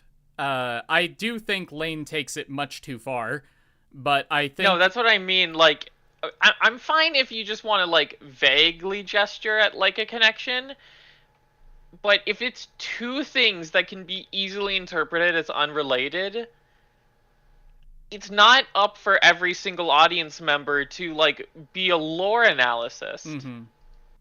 Like, I'm gonna put it this way. I feel like Lain is a very specific kind of media experience, and that it's going to appeal to people who like digging through vast amounts of esoteric lore. And that is not most people, and that is fine. But also that I am not one of those people, and that Scrub is not one of those people, and that it does not seem like Jams is one of those people. So I'm very I'm, like, happy that Teddy partially, I enjoys guess, this show so but- much. Yeah. Yeah, that's completely understandable. I think that's why I'm not really upset that like you all have this attitude, because I can definitely understand and relate to having that kind of Like, feeling that way about the show. as somebody who very famously enjoys making vague connections and digging deep into pieces of media, I personally am surprised that I hate this kind of show so much, and I have done a lot of thinking about why that is. And it's because this kind of media goes out of its way to hide what it's trying to say to force me to make those connections. Whereas Whereas the shows that I enjoy making the connections for go out of their way to make the information as open and available as possible, which rewards making the connections because you have everything in front of you already. That's Punishment to true. reward continuum. Mm-hmm. I do agree. Like the show is maybe obscure to a fault. I think that definitely shows in some of these plot connections, like the connection between layer 4 and 6 that we talked about now. I hate intentional Lain is the obscurity Souls-like of this. anime. Intentional obscurity like this and Evangelion are the two shows that always come to mind, where they make it a point to hide all of the most important elements of their narrative and their message because there are people who like to dig for it. And personally, I like to dig. I just like to dig when I know what I'm looking for. If that makes sense. Mm. I think it does. Mm-hmm. Oh yeah, it does. Like, it's like you have a bunch of toys that are very fun to play with, and you have two options. You can put those toys on a nice little blanket and lay them all out and tell a bunch of kids, hey, you can play with these however you like. See how you can make this very fun scene where superheroes fight dinosaurs if you take these two toys and you put them together. Isn't that fun? And you can take those same toys and you can throw them in a sandbox and you can dump dirt over the top of them and you can say, children, there are wonderful toys below this dirt. Don't you like to dig? And some people will like digging for the toys, but for the most part, I think people like having their toys in front of them. And they like making I their like fun. cleaning the toys up after they're dug up. I don't want to think about what that means for That this is metaphor. the best analogy for media analysis I've ever heard in my entire life. Like, I just think people mostly like having their toys in front of them and being able to play with all of them whenever they want, more than having to look for them first. The connections didn't work for me until my second watch. First watch was social implications, psychoanalysis, and vibes. Mm-hmm. And sorry, I swallowed my drink instead of. Whoops. No, wait. I what is it called? It breathed my drink instead of swallowing it. It's called dysphagia, and it's a disease. The show doesn't appeal to many because it's disorienting. I don't think that's it. I think disorienting shows can get big audiences. Like, I'm trying to think. There's one in particular that is tickling the back of my mind. Evangelion. Evangelion has a big audience, sure. Yeah, exactly. You could call Madoka. why am I blanking on the name? Utena. I literally recommended it as one of the fucking anime discussions. What? What's it about? Has a high schooler, like, basically just like going through different timelines of a college student. Tatami Galaxy? Yeah, Tatami Galaxy. Tatami Galaxy is relatively popular, but none of those are what I'm thinking of. It's obviously Blue Lock. Monogatari? I guess Chainsaw that's Man. true, yeah. Kaku City Actors? Dungeon Meshi. It's not Dungeon Meshi. It's Dungeon gotta Meshi be. is very not clear. Dungeon It's Meshi. gotta be Dungeon Meshi. That's Oh, not I disorienting have at to all. share this comment from my Dungeon Meshi video. Someone in the comments said, like, "Dear AniTubers, stop letting your patrons tell you what videos to make. If you don't like a series, then just don't make a video about it. You don't have to release a 20-minute long diatribe that's completely misinformed like this. You can do better." I'm like, what in the world made you think I didn't like it? I gave it an 8 out of 10 and said it was amazing. But you didn't give it a 10 out of 10, which I've means never you given hated anything a it. 10 You out of also- 10. You also didn't say exclusively positive things about it. You said you didn't like the characters at the beginning, when obviously the characters are meant to be likable the whole way through, and Which you means just I hated misinterpreted it. it. Like, I love when people say something like, you aren't meant to like X character. Like, well, great, I didn't. They did it. I love comments like that where it's just like, the controls are a bit stiff. He hates the whole game. Yep. Anyway, back to Lain, which I did not like. Anyway, let's continue talking about the thing we don't like and are constantly getting out, like, tangents about, just so we can stop talking about it. Mm-hmm. And then Yeah. Tenix here just like, guys, I liked it. I wonder if we can This get through this show fast is enough a to actually go on masterpiece. that tangent about I saw the TV glow. So, Lain What feels episode were we confusing, on but talking only- about? We just finished episode 4. Mhm. Okay. Yeah, episode 5. No, Distortion. wait. There was something. Just one more thing I want to say about episode 4 that I think is brilliant and probably thematically important. Mhm. So, like, at the end, we didn't mention it, but in episode 1, like, Lane's dad explains how he sees the wire, the internet, and he basically just says it's a means of communication between real people in the real world. Mhm. Very basic view. Like, at the end of episode 4, he just restates that, but at this point, Lane has already been enough on the wire to reject that as, like, ridiculous. Like, the border is not clear, it's starting to break. Mhm. I can't take your shit seriously, Dad. Right. I think what makes this all the more brilliant, what really I saw this time I watched it was that I mean it really directly connects with what's happening in the episode because the episode is about these games that are merging with reality, like the kid that's going around running on top of some building, and it seems to him like he's in Pantoma and he can use a video game gun to kill a real kid. Mm-hmm. Like, it doesn't make sense if you assume this simple distinction between the wired and the reality that Yasuo has. But it connects when you realize the point of the episode is to really, establish the fact the border is breaking. It's not clear. Right. It's kind of under threat. the sounds of a gun cocking and firing as he's pantomiming it were actually genuinely quite haunting. I did forget about that. No, that was incredible direction.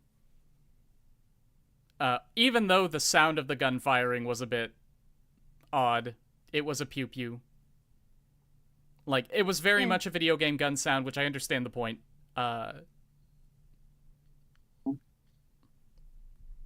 Just did not hit for me as hard as it could have, I think. I think like this episode is also the part where I had the most pathos for Lain when she was like watching over the scene that happened where like, you know, she's watching over this thing that just, oh no, what happened? No, we have a new person. Oh, new person joined. Yay. Hello. Hello. Omner. Hello. Have you seen Lain? No, I haven't yet. Well, you better get to watch that it. That won't be a problem. This is the Lain stream. It sure is. Welcome to the Lain stream. But like, I guess to finish my statement, the sad look on Lain's face when she's just like staring out at it, like her little glowing apparition is just staring out at this thing that happened. Mm-hmm. Like she's astral projected herself to watch this, and then she goes back to herself. Like there's something about that expression on her face that just sticks with me. That makes me go, "Oh goodness, wait, Lain, honey." Does that make sense? It does. Mm-hmm.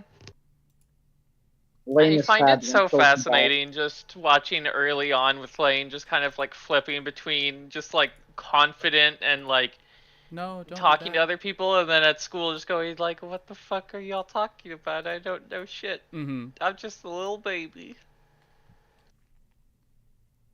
Right. Episode 5? Yeah. Distortion. Amidst the events surrounding Tokyo having its traffic information transmission system hacked to cause deliberate accidents, Lain experiences a series of hallucinations that teach her the nature of the wired in relation to the real world by means of inanimate objects in her room and eventually her parents. In the meantime, Mika is driven to terror from the nights repeatedly communicating in unusual ways for her to fulfill the prophecy. Which one is Mika again? This episode felt like a giant metaphor to me for strangers on the internet trying to tell you what to think and what to believe. It even starts with there's a very specific. All the episodes start with like the same like intro sequence of like it's a street corner, there's noise, it's nighttime, and then just like out of context like things said at you. Mm-hmm. And this one said, if God damn it, I wrote it down in the channel specifically. There you are.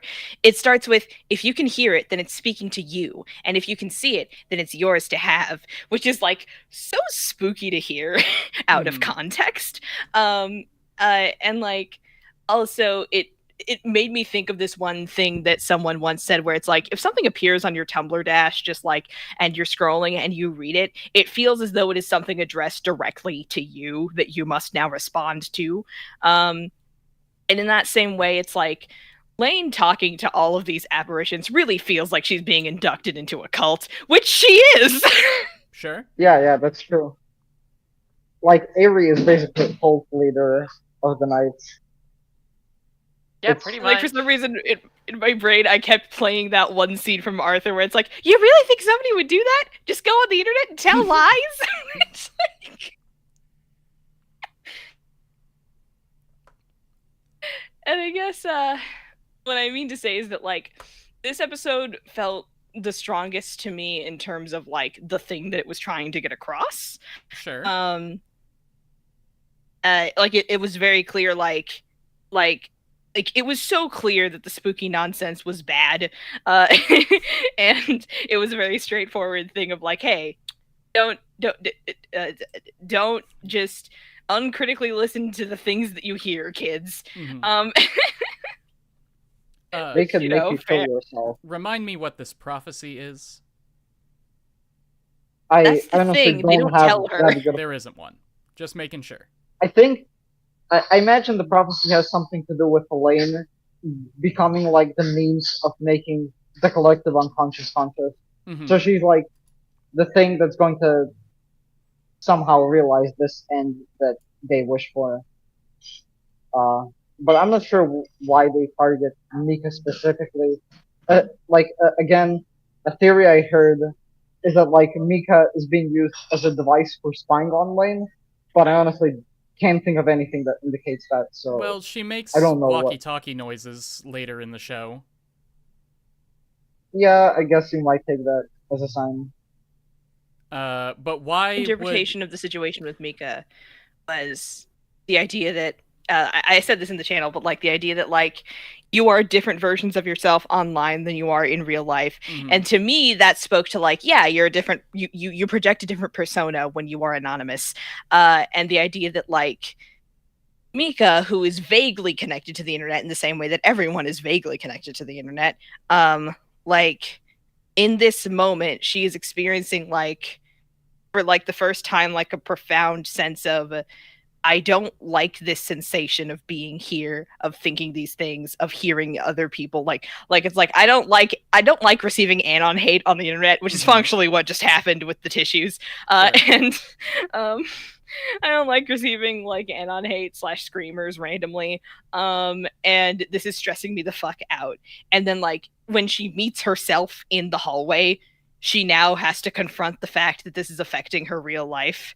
The fake thing that she thought was fake is now affecting her very real life, and she now has to just make a decision like, I'm going to pretend that that's not happening. Mm-hmm. And then Lane's like, hey, is anything wrong? And she says, no, it's nothing.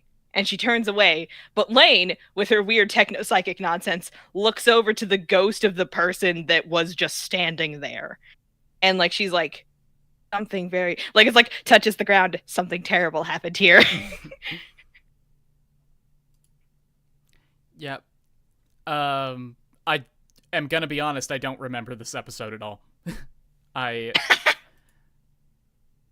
just Yeah, I mean, no, go ahead. I mean, I guess you read the synopsis. There's nothing I can say that doesn't. Mika goes insane, and Lain hears about Ares ideology. Yeah, making Mika go insane is fun. Yeah, that's vibes. Yeah, that's vibes. And this was the last episode I watched. Well, and then I realized that today was the anime club, and I needed to do something. So I was like, I read the rest of the episode synopses and then watched the last episode. That is something. I guess we'll Totally get back to you forgivable. in like 9 episodes then. Episode 6? Sure. Episode 6. I want to talk about my favorite conversation in the whole show. Kids. Yay!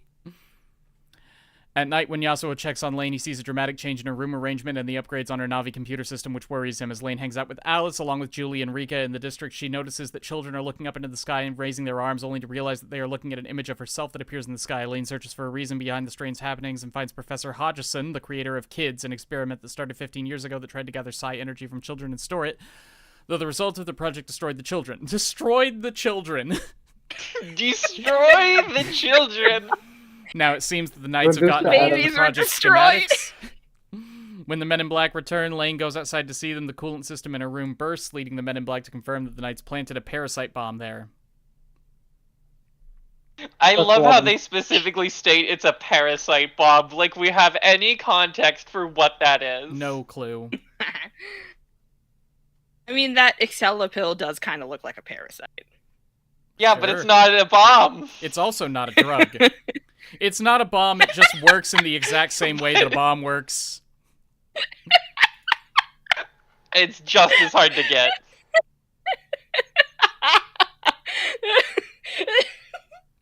So, child killer scientist? Child killer Yeah. scientist. The child killer scientist. Ah, He yes. kills the children. The child for killer scientist. We can show this to chat real quick, I think. Hold on. I have bugged out Discord. Can everyone still hear me? Yeah. Wonderful. Yeah. I can hear you. I just bugged out Discord real quick. Don't worry about it. Okay. You guys can keep talking.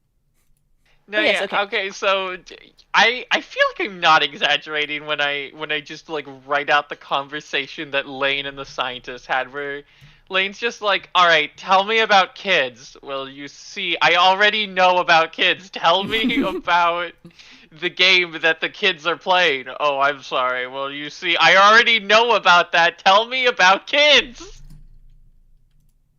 No, don't tell me about children. Tell me about kids, but don't tell me about kids. But tell me about kids. You know what? Actually, tell me about kids. I feel like I'm having an I felt an actual nosebleed coming on listening to the conversation of episode 6. Tanik, why does the conversation actually make sense?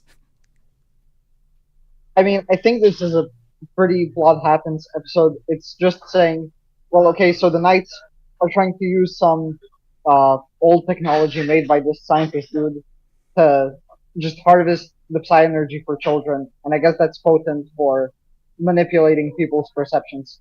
And that's how they were. So they were able to like use the psi energy which they harvested from games like Phantoma and whatever to then project an image of Lain. Mm-hmm. And I think that's supposed to connect to their bigger plan of making Lain feel like she's dissociated, like there's a part of herself she has no conscious access to, which is of course a lie because the Lain in the sky is just a fabrication they're making. So, but the goal is just to make her believe that why do the Knights she's not want to herself. fuck with Lain so much? Well, basically because Lain has these memory altering powers, which we see in the later episodes, and if they could completely manipulate her, like make her completely subservient to her will, then Aerie could become the de facto god of the world because he could just manipulate everyone's memories and make reality whatever he wants. That's the end goal of the Knights. Why does Aerie not have those powers when Lain does? Because Lain is not actually a human. Aerie is basically just a guy who uploaded his memories in terms of data on the internet. But Lain is actually supposed to be this, well, I don't know if you can say godly, but certainly not human being, kind of like I mean, she's the Lain as the girl is the embodiment of the collective unconscious. So they constantly talk about how she existed in a scattered state before Aerie did his technology protocol 7 stuff to give her a body and in that way give her an ego. Because if she didn't have an ego, there's no way he could manipulate her powers because you wouldn't be able to use, some being that doesn't even have a self. But if he indoctrinates her into his beliefs and then makes her kill herself so that she can exist entirely on the internet, then he could attain this goal of having full control over people's perceptions, and in that way over reality. It's very hubris of man. I will take this thing that is unharnessable in its current state, and I will turn it into a person that I can manipulate. I guess you could say that.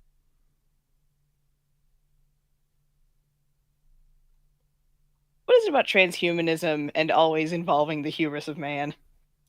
Something playing God, something bigger than ourselves.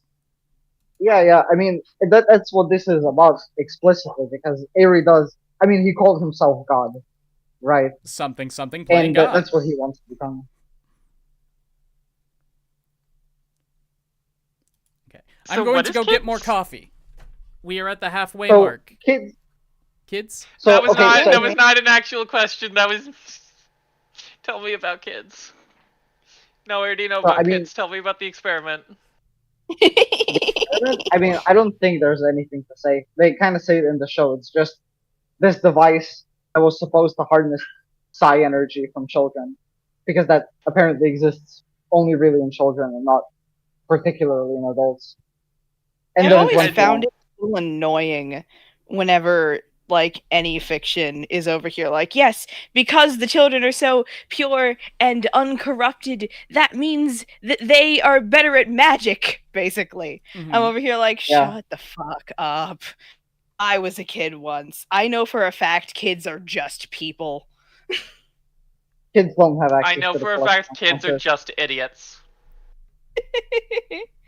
You're saying that you just forgot about the archetypes. So your problem, sweetie. All right. I'm going to get more coffee. I'll be back in a moment to talk about episode 7. Ew. Sure. So while we're at the halfway point, I guess, everybody got an idea of what they want for the next month?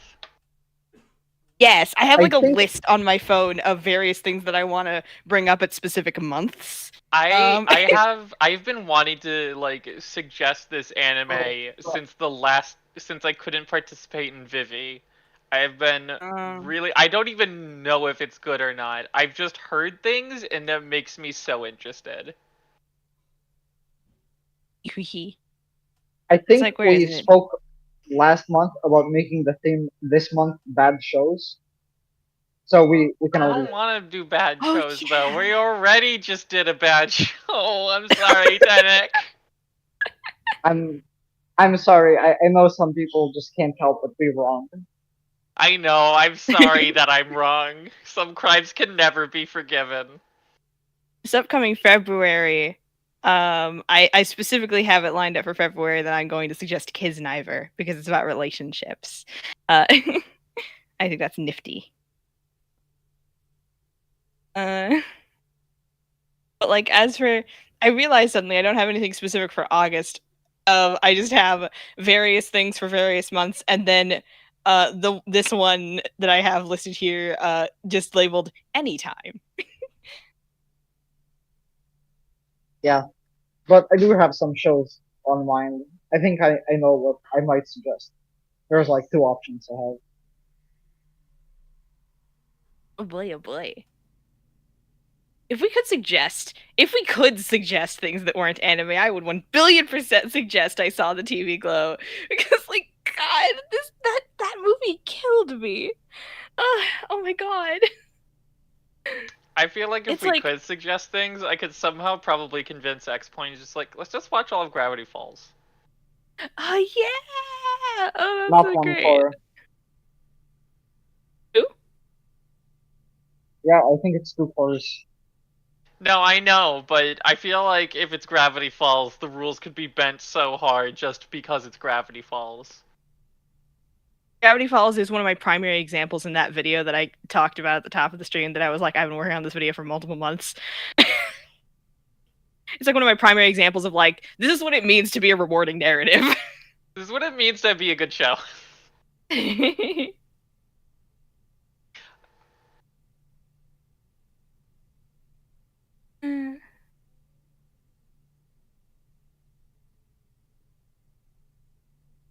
Have you guys watched Boogie Pop Phantom?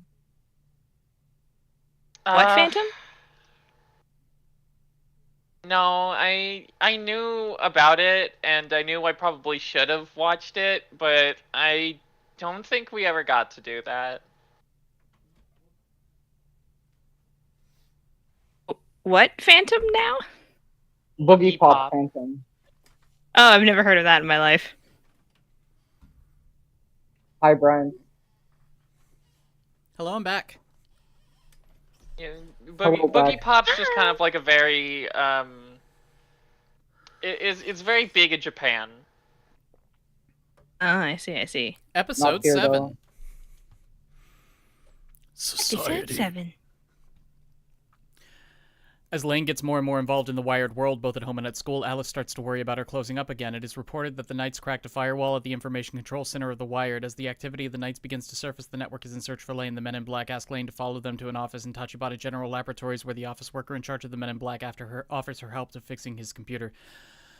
Shows Lain a projection of herself in the Wired, taking out one of the members of the Knights. After the office worker deduces that Lain is in the real world and in the Wired at the same time, he questions her about her origins. However, she breaks down for not knowing, altering her timid personality to that of a more serious one before she shoves her way out of the room.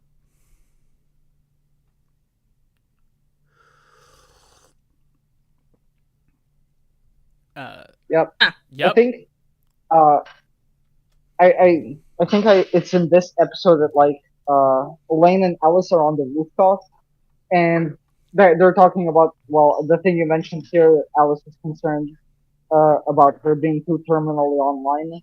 I think it's a very good example of what I said before about it maybe feeling like a bit of an issue that the dialogue is so stilted. I think scenes with Alice are fine. This one in particular, I think, felt very stiff. Mm-hmm.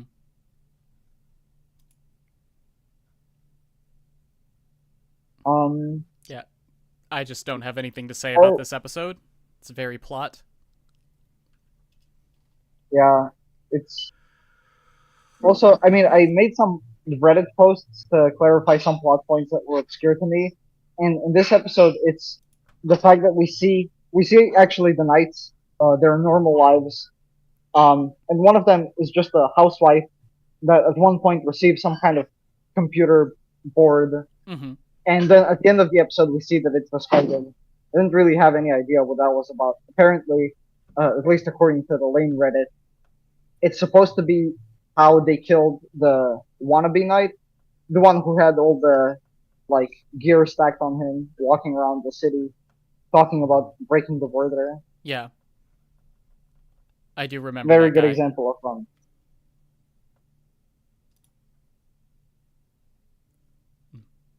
Well, I probably good would for have her. contributed at some point, but I was talking to my beloved to get me some tea. Mm-hmm. Well, Do you have anything to say on this episode? Oh, right, we didn't watch it. Sorry. whoa. Damn, alright, we're all just going for the throat today, aren't we? Okay. That was Episode completely unintentional. 8? No, it was hilarious. I love it. Jesus. Oh, wait, are we not even gonna say anything like, oh, Lane predicted, what are the Apple goggles Oh, called? the Vision The VR Pro or helmet. whatever. Yeah, that thing. I mean, The strap a TV the to optical your illusion. face isn't like a groundbreaking idea. No, I Yeah, did think, hey, you're that right. looks just like an Oculus, and then I remembered, oh, an Oculus looks the most generic way possible for a VR headset to look. It's for marketing purposes. Mm-hmm. Oh, I forgot to say this earlier. Yes. Back when I thought that the dudes in black were like a metaphor, Mm-hmm.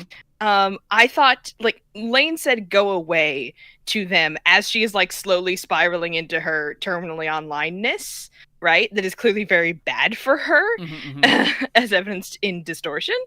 And I thought what was happening that the guys in black might have been like a metaphor for a firewall. Okay.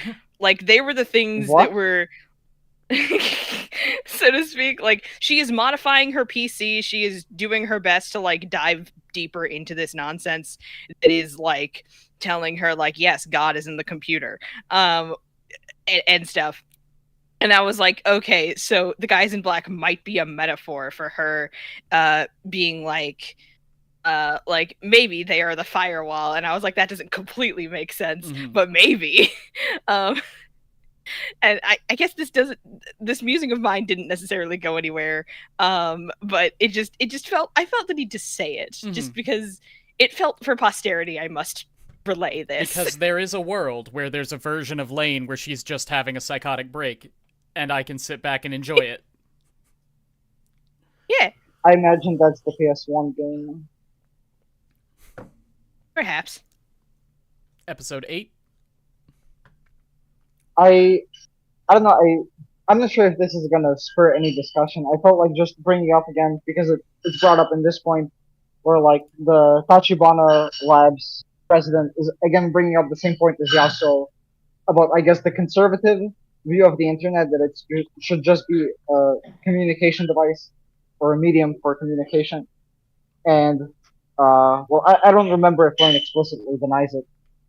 I just wanted to say I think that's one of the most interesting themes of the show to me, that like we are basically faced with a choice of whether we want to keep the internet as just a device for communication, or if we could actually consider it as a space for living, in a way that like we could maybe in the future realize some state is pure Cartesian egos living on the internet with no body to anchor us.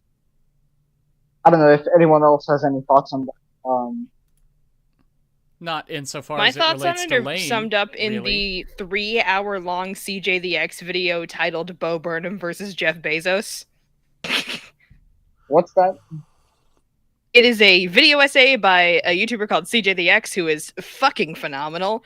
And they essentially they went into Bo Burnham's Inside. Very good thing. It's saying a lot of the same things that Serial Experiments Lain is saying, but more coherently and also funnier. Uh, and it's like um basically in Bo Burnham's Inside, there is one specific song that's titled Jeff Bezos that at first Sage of the X was like, yes, I will make the script just exclusively about that one song and not actually go into the rest of the special. And then it ended up being this really long script where in the middle of it, they kind of went very existential dread, to the point where like it was quite depressing in the center of the 3 hour long video essay.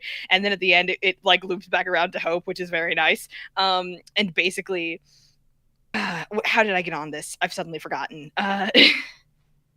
We were talking about the theme Lain has of whether the Wired is to be. It's like Siege of the X describes the internet as like a place where like people live, people put their souls onto the internet, and it's terrifying and infuriating and terrifying and depressing again, and terrifying again and also depressing that the internet has become such a capitalistic hellscape when it's the place that people put their souls. You know? Mm-hmm. Yeah. Like how you spend your time is your life, you know? Anyway, so that's what I always think. That's the only thing that I can ever think of whenever this topic pops up. I mean, yeah, I think it refers to the same phenomenon. Even though, I mean, obviously in Lane's time, I imagine that wasn't as pronounced if it was even a thing.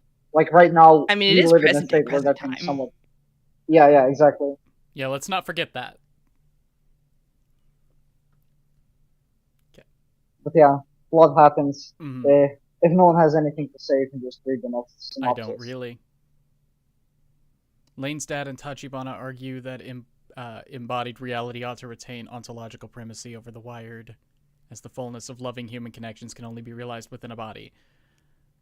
Yeah, that's like the main message. They of the do, story, yes. It's the main message of the story. Too bad I literally tried to listen to that conversation 3 separate times, and every single time I just zoned out. Yeah. I say this as a philosophy minor. Someone who spent the rough equivalent of 2 years studying philosophy, mostly for fun. God, this is hard to watch. Yeah. It only helps marginally. Mm-hmm. Episode 8. Rumors. Lane's family has been acting weird lately, much to her surprise. Upon further investigation, Lain disbelieves that she is omnipresent in the Wired, while she is merely a body, more or less a projection of herself in the real world. A rumor is spread in the Wired about Alice having sexual fantasies about a male teacher, and a second one says that Lain has spread the first.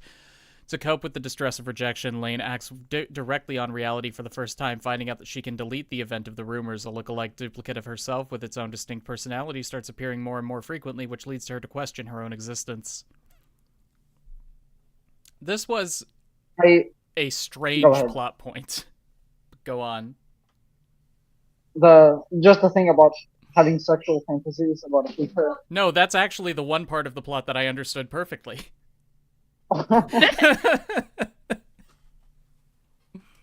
You don't so say. You think it's the memory altering stuff that's weird? I don't even think I grasped that she was altering memories.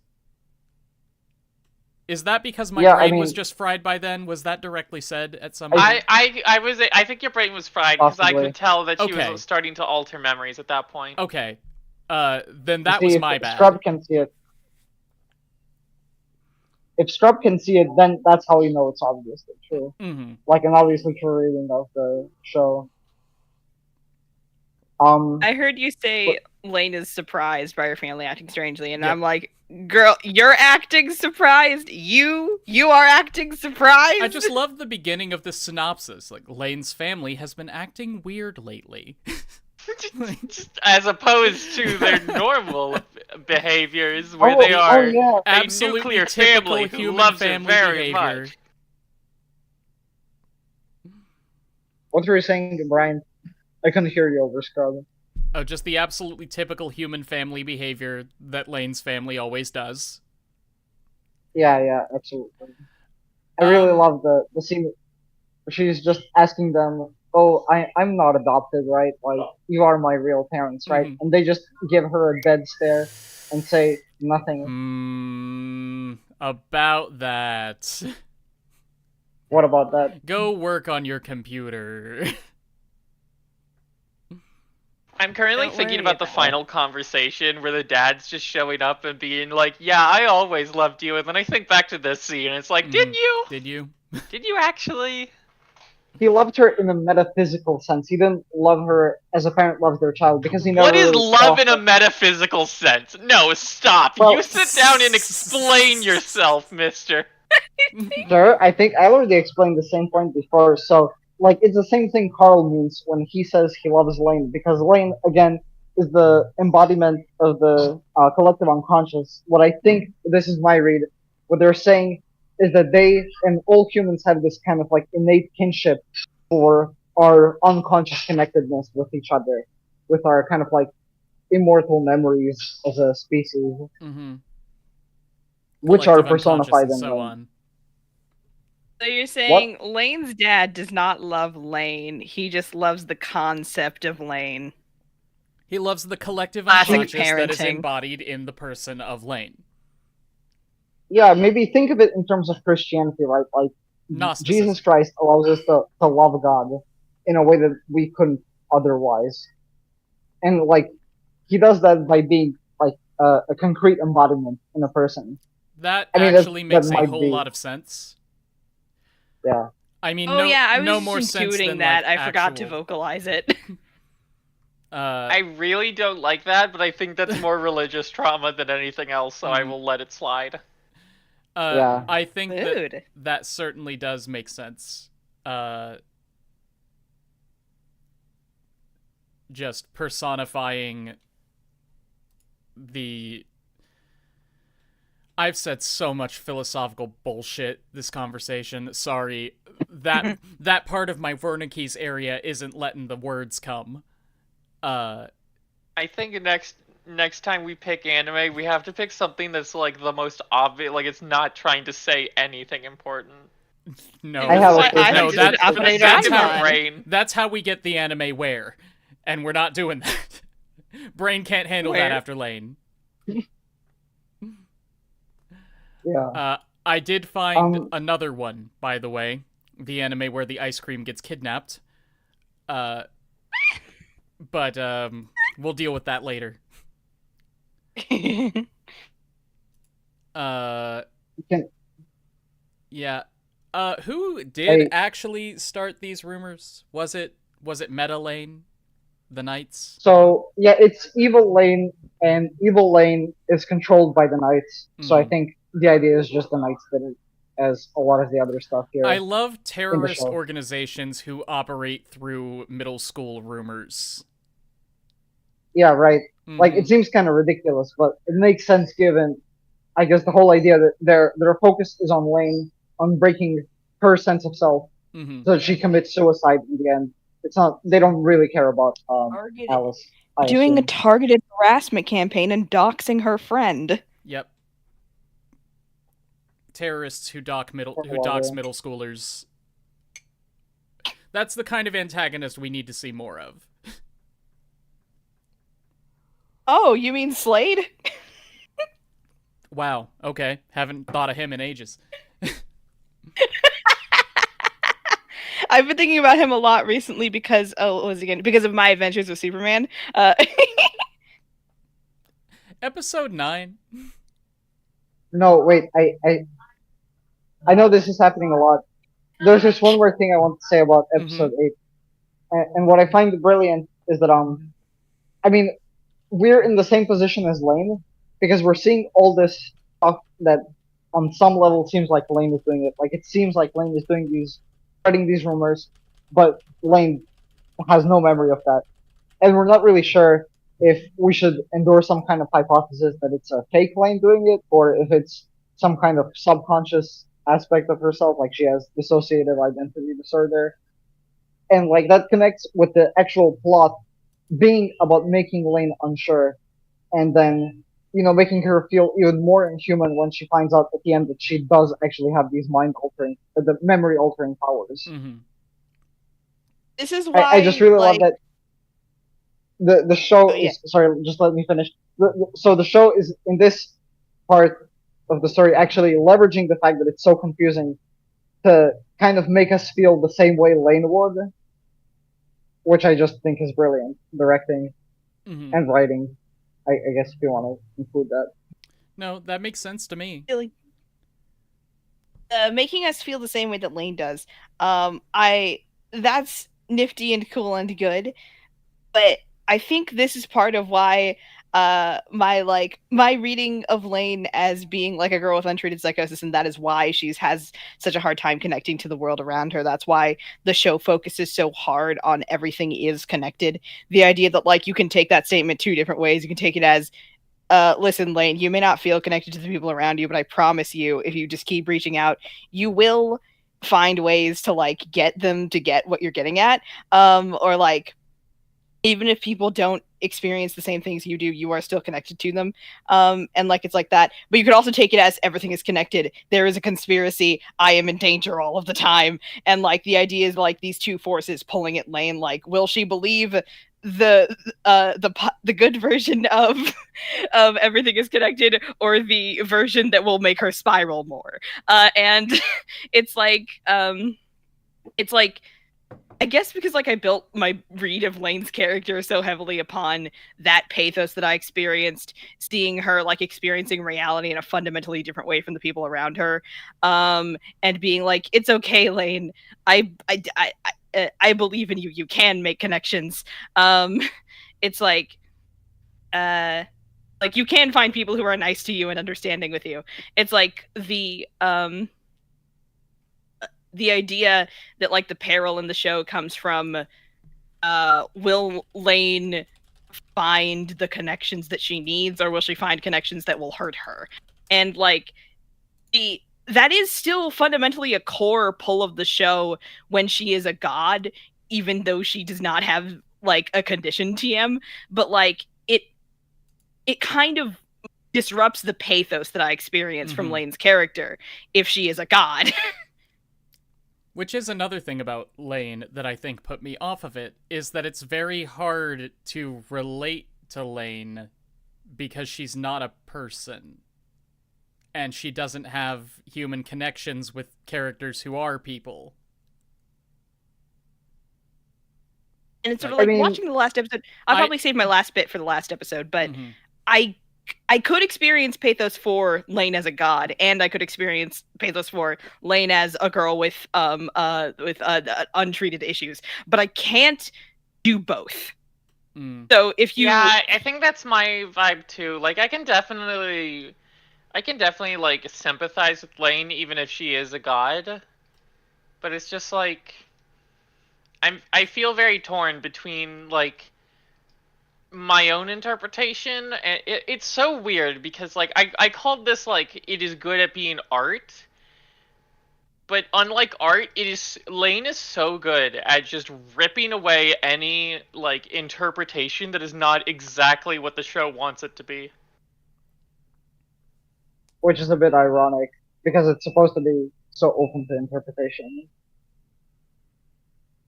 yeah. I disagree. I think the show really forces you to only see it one way, especially at the end. It does repeat the point a lot. Well, I do think that's... When it comes to my personal enjoyment and what I look for in media, I do think that's sort of to its credit. I usually don't think it's a virtue for something to be ambiguous. Like, if you're gonna say something, say something. Like, don't just throw out a bunch of contradictory evidence and let people choose which parts of it they want to pay attention to.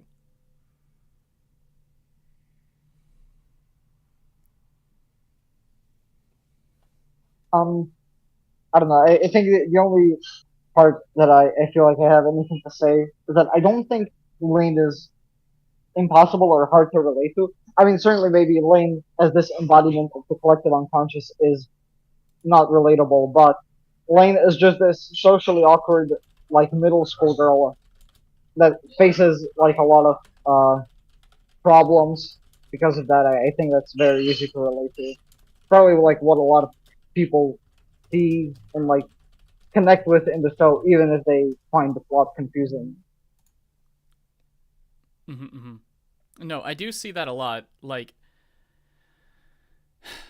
the more surface level aspects of Lain, I think are easy to relate to. Lain, the simulacrum of a human.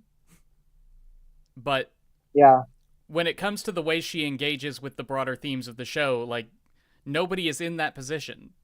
You can say if I were in that position, I think I would act like this. I understand why Lain does the things that she does given the information she has, but it's not an empathetic position that she's in.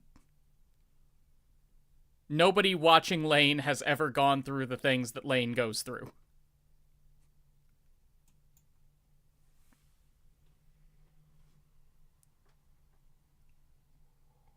I suppose. Anyway, episode 9. Sure. Protocol. Throughout the episode, background information is being shown from archives. Information regarding the Roswell UFO incident, the Majestic 12, which was formed by President Harry S. Truman, engineer Vannevar Bush, who developed what is called the MEMEX, physician John C. Lilly, who conducted experiments with dolphin communication, pioneer Ted Nelson, who founded Project Xanadu, and the Schumann resonances are all mentioned, explaining how the human consciousness can be communicated through a network without the use of a device. It is also noted that a man named Masami Airi has suddenly committed suicide. During that time, Lain gets a computer microchip from JJ, the disc jockey from Siberia. She then asks Taro on a date and takes him to her home, where she asks him about the microchip. After becoming frightened, he admits it is computer code made to disrupt human memory, and it was made by the Knights. Although he defends them, he admits not knowing much about them and later kisses Lain before leaving. I love this shit. Okay, wait. I need to talk about something important. That just... No, please, okay. Go ahead. Okay, so, like, this is...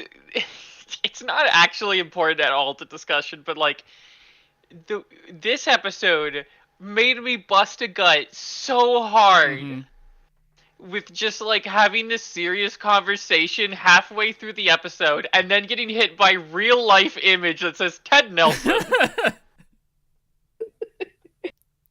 I was dying.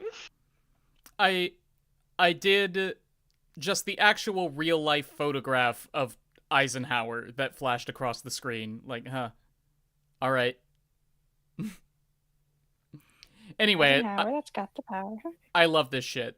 I love when shows take actual conspiracy theories and real life historical groups and just shove their bullshit into them. Like, I also love that aliens are canonically involved in this somehow. And it doesn't matter. I think the alien stuff is just a red herring. Sure. But I guess that's what you're saying, in a way. Like, I love that we just see aliens lurking around the door jambs in Lain's house, and it doesn't matter. Don't worry about it. Yeah, exactly. Don't worry about it. Yeah. President Truman mentioned. Let's go. It is very fun when when a piece of art says, "Don't worry about it." Yep. And then you're like, "Okay, I guess I have to accept this now." No, that's the one thing in Lain that I feel like was legitimately just whimsical. Author was like, and what if we put the Roswell aliens in there? That would be fun. And then they did. Anyway, this is the part where we learn that Airi committed suicide by train. And I'm pretty sure that that is the person Lain saw in her very creepy vision. Way back in episode 1. Right, because they have the long hair. Like, I thought it was a woman, but Airi has the long Dan Avidan hair. And really, that's the only identifying feature about them. Otherwise, it just doesn't connect to anything, and that's not how Lain do.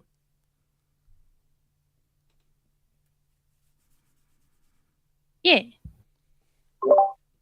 Yeah, I mean, this is a pretty plot happens episode, but I will say I really love the moment where like Lain is confronting Taro in her room, and then he falls on the ground, and she just tells him, no, she tells her Navi, play track 44. Yes! Navi. Like, play the full. I need my Kickin' Nerds playlist.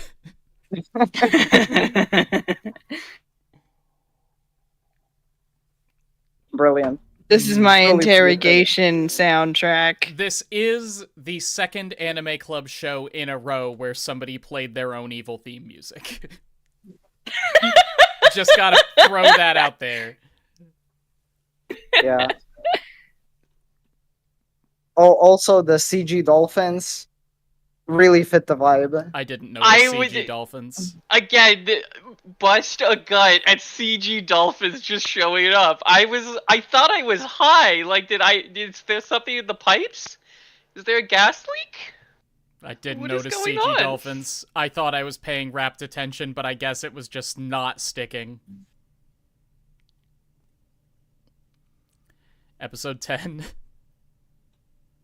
Yeah, I mean, all I have to say is if you have any lore questions, this would probably be a good time to ask them. I mean, if you have any, I didn't answer so far. I don't particularly. That's fine. Episode 10. Love. As both are seen to have switched bodies, Airi introduces himself to Lain as the creator of Protocol 7, saying that Lain no longer needs to have a body in order to be alive. As she, back in her own body, comes home, Yatsuo says his farewell, but after realizing that she knows the truth behind her existence, Airi is considered the god of the Wired because he explained that he is worshipped by the Knights. Knowing this, Lain deals with the Knights once and for all by leaking a list of all its members onto the Wired, leaving a trail of murdered by the Men in Black and suicide in its wake. Even with the Knights gone, Airi still claims that he is god of the Wired, since he says that the real Lain exists in the Wired, not the real world.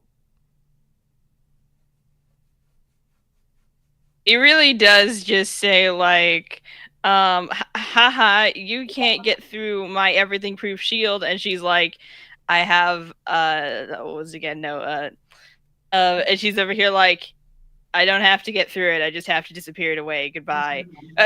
No, because I have the disappearance proof charm, so you can't get me. Crazy.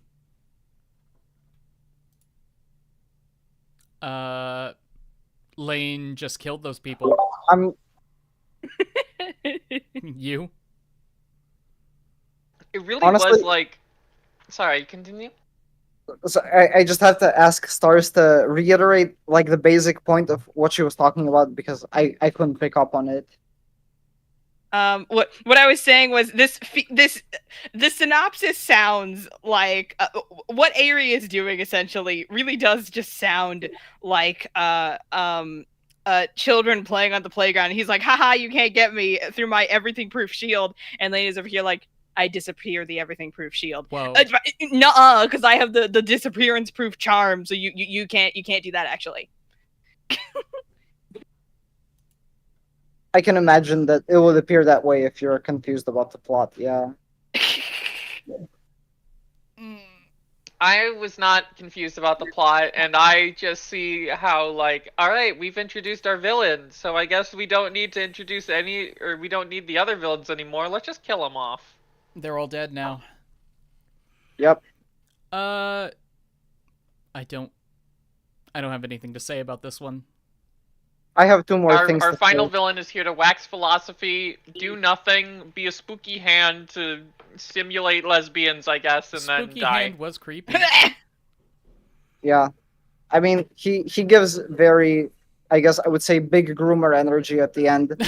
When he just, like, caresses Lane's hair and says, oh no, poor Lain, you're so lonely. If only there was someone who loved you like me. If only there was anyone who loved you. Yeah. By the way, I guess I'm your dad. Something like that. I gave you an ego. Why? I didn't want So I this. can control Like what? you. Well, I mean, I Look guess what you so did. you You can fucked with control a your perfectly good powers, goddess. Look so at her. I She can has control anxiety you. now.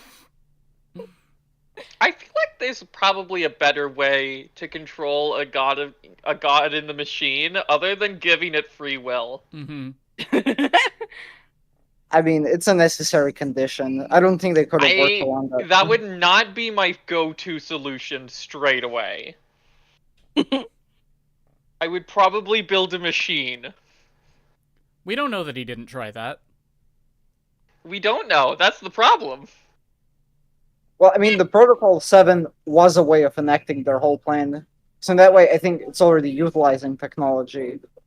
But I guess, I don't know if the show has, like, a way you could conceive, like, you could alter memories through the use of machines and not through the use of Lain as the collective unconscious herself. Mm-hmm.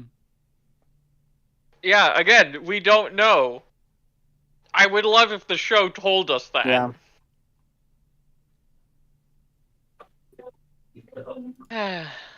Well, I think we're just supposed to assume it's not possible because Sure. that's not what he did, or at least they pursued. Avery pursued the way that was possible for him to do, which is this Protocol 7 stuff. Mm-hmm. You said you had 2 things to say about this episode? Yeah, I really love the scene earlier in the episode when Lain is like going to school and she's completely ignored and she feels completely unrecognized, lonely, and like the only thing that anyone tells her is Alice looking at her and saying, "You're not needed in the real world anymore." And then the track called "Loneliness 1B," I think plays. It's just one of my personal favorites in the OST. I think it really like fits the mood of the whole scene and the kind of desperate emotional state she's in now because of everything. That's it. Mm-hmm. Impeccable vibes, etc., etc. I agree. Those vibes did stick with me. Was that both things? Yeah. The second thing was just the Aerie being a gloom. Mm-hmm. All right, episode 11 then. It's called Infornography, which I don't think is a word. I'm gonna check real quick. No? I can. Yeah, that's not a word. Anyway. Lain lies exhausted in her room and wakes up to find herself all wrapped in electrical cords. After the really long and complicated memory flashbacks seen throughout the series, Aerie appears in the room to congratulate her for having succeeded in downloading her Navi into her own brain to see and hear all that is happening. However, he warns her about her hardware capacity and that she is merely a sentient and autonomous software computer program with a physical body in the form of a teenage human girl. Lain later appears to Alice in her room to make things right with her again concerning the false rumors. Lain declares that anything is possible now as devices are no longer needed anymore to enter the wired freely. The next day, nobody seems to remember the rumored incidents, and Lain smiles at Alice's complicity. Yep. Downward spiral. Mm-hmm. Yeah, I think the thing about Infernography that I wanted to say, I think it makes it kind of an interesting choice of words. I mean, this synopsis doesn't tell it, but like the first half is not even a recap episode. It's just some kind of weird edit of a bunch of random scenes of characters. It's true. With some music in the background. And I think, I mean, that's supposed to connect with the actual plot point that happens later, which is that we find out that she's somehow put an emulator in her brain and can just process all this information at a rapid pace. So it's like she's consuming pornography, but instead of it being pornographic, it's infographic. It's just information. Pornographic. Yeah. Mm-hmm. I understand the portmanteau like immediately, but I can't describe my understanding of the portmanteau immediately. You know what I mean? That's where I am too. Portmanteau what? Portmanteau is when you shove 2 words together. Mm-hmm. Oh, right. I see. Yeah, the first half of the episode is a recap, although with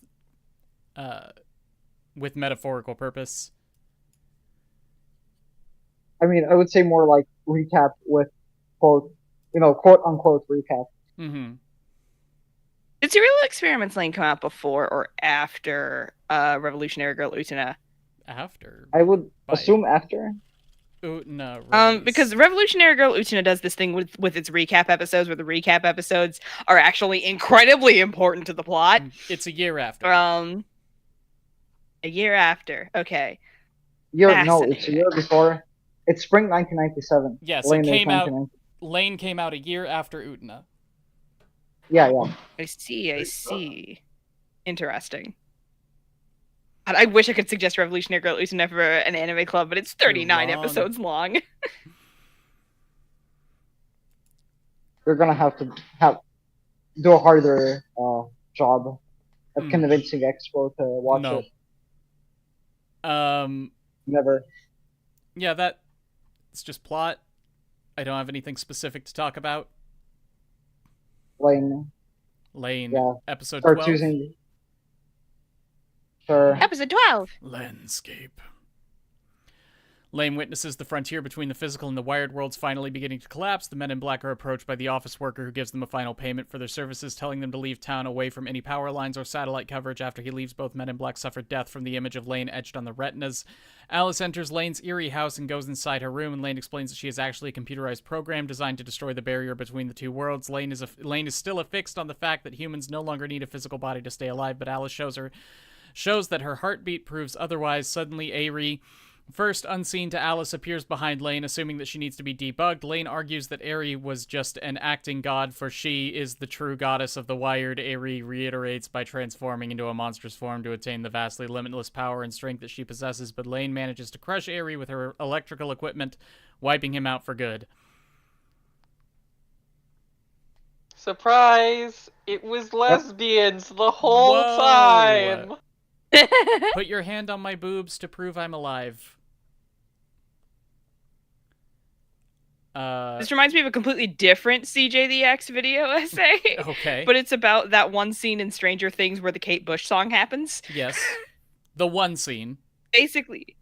It's talking about the essay is talking about like how what was it again? All of the there's layers of meaning happening in this thing. The like metatextual one is just the experience the audience is having. The metaphysical one is like the etc. etc. It's like the idea is that gosh, I'm trying to concisely do it. CJDX keeps saying how I think therefore I am correct by being can you only trust that you and your thoughts exist, or can you also trust that other people and physical reality also exist? And the answer is yes. You can only so trust that physical reality exists. You cannot trust that you and your thoughts exist. Boom. I call bullshit. And it's this idea that Lain has reached this point where she's I see, physical reality does not mean anything because we can exist in a reality that is non-physical. And Alice is trying to refute this point by being I am physically here. You are physically here. Mm-hmm. We both matter. Therefore, physical reality matters. Yeah, I was really thinking that entire time that she just doesn't get it yet, and Lain's gonna explain. And it's no, that's mm-hmm. the answer. And I'm that is the worst possible way you could have given that answer. For sure. You mean because there's no good reason for us to believe what Alice says, or what she calls important. The way she worded it is just wrong. Yep. I was pretty intentionally checked out by this point, but even then, I checked back in just to see how crazy this was. It's such body horror. Hello, I am the body horror man. Mm-hmm. I am here to die. I do love the the transposition of the very tender physical moment between Alice and Lain, followed by the absolutely disgusting lump of flesh that Aerie has become. Yeah, that is pretty cool. It's very on the nose, but especially considering what happens to Lain in the next episode, it does not ring true. I don't know. Is the thesis? Yeah, it seems to me that the show is trying to say, I don't know, physical good to such a degree that the person who has been involved with the technical side of things, Lain, has to go away forever. Yeah, I really thought it was going to be a situation where Lain was like, kept her god powers, but like physically just like let herself age along with Alice, and they were just gonna like hang out and stuff and just like be roommates, and everything would be cool. But no.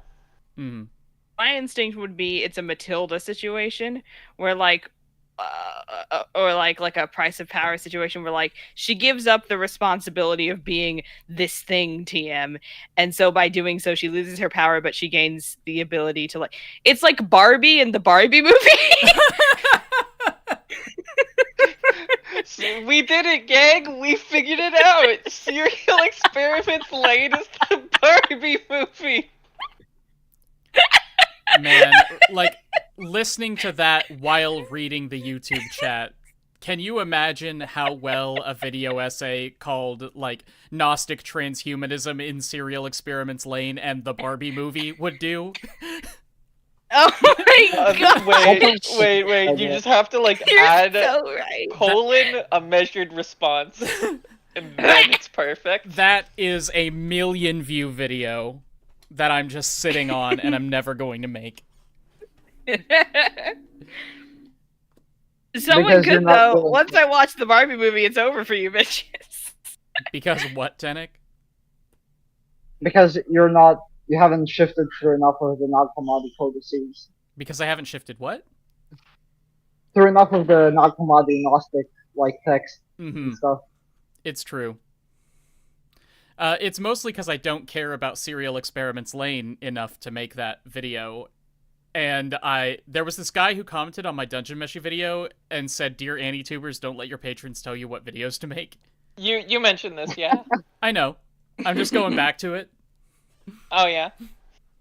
I'm not. See, I actually would produce an awful and uninformed take about why I don't like Lain. That would actually not be a good video. When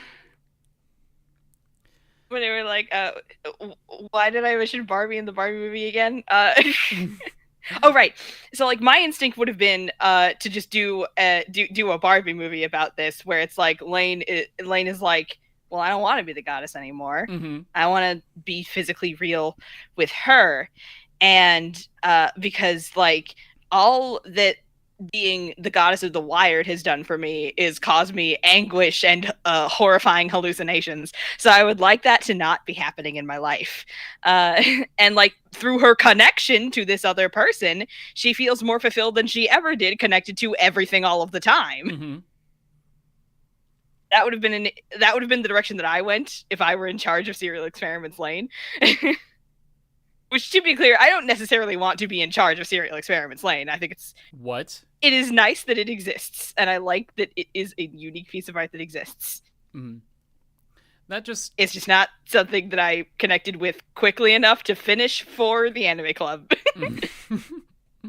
Unfortunately. Yeah. No. Yeah. I don't know. Can you tell exactly how invested I am in this show that I proposed we talk about? Yep. I'm sure you're Why would you do that anyway? I feel like we went over episode 11. I feel like we have half an hour left. We should probably go over episode 12. That was episode 12. We're talking about read the episode synopsis 12. Oh, we did? Okay. There is a 13th one.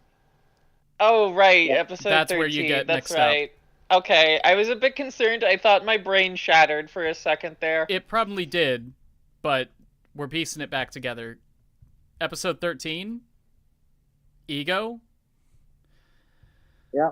Lain's attempts to protect her from Ares' attack result in traumatizing Alice, Lain's only true friend. In order to fix this, Lain decides to do a factory reset on her life, deleting herself from everyone's memory. Distraught from doing so, Lain is determined to discover her true form and identity and takes radical action. She is confronted by her separate bolder self in the Wired, who reminds her that the Wired is not an upper layer of the real world. Her bolder self then assures her that she is the true goddess of the Wired, saying that she is an omnipotent and omnipresent virtual being that can go and be anywhere and merely watch the world from afar. After causing her bolder self to disappear, Lain sees her father. Alice, now older with spouse, spots Lain standing on an overpass, having some deja vu about Lain, but not recognizing who she is. Alice says goodbye and that she may run into Lain again someday. Lain asserts that this is true and that she is everywhere at once. The Monica thing happens. What do you mean, the Monica thing? The Monica thing, where Monica becomes the god of everything and then erases herself from everyone's memories, but she can be everywhere at once, so it's fine. And then her best friend has some vague memory of her later. Yeah. In a factory reset of the universe. You know, the Maguka thing. The Madoka thing. The Maguka thing. Spoilers for Madoka. Like a 12-year-old anime. I think Lain realizes her imposition on the physical world is too much, choosing to erase her current existence as the god form collective consciousness and return to being the collective unconscious. What is this saying? What is this anime trying to say? Don't use the internet unless you're a god? No. Okay, it's just a very vague warning about the interconnectedness of people and how the internet is dehumanizing us and how... Say again. Well, okay, you can finish. I can say my thing. No, you go ahead. I'm mostly talking out of my ass.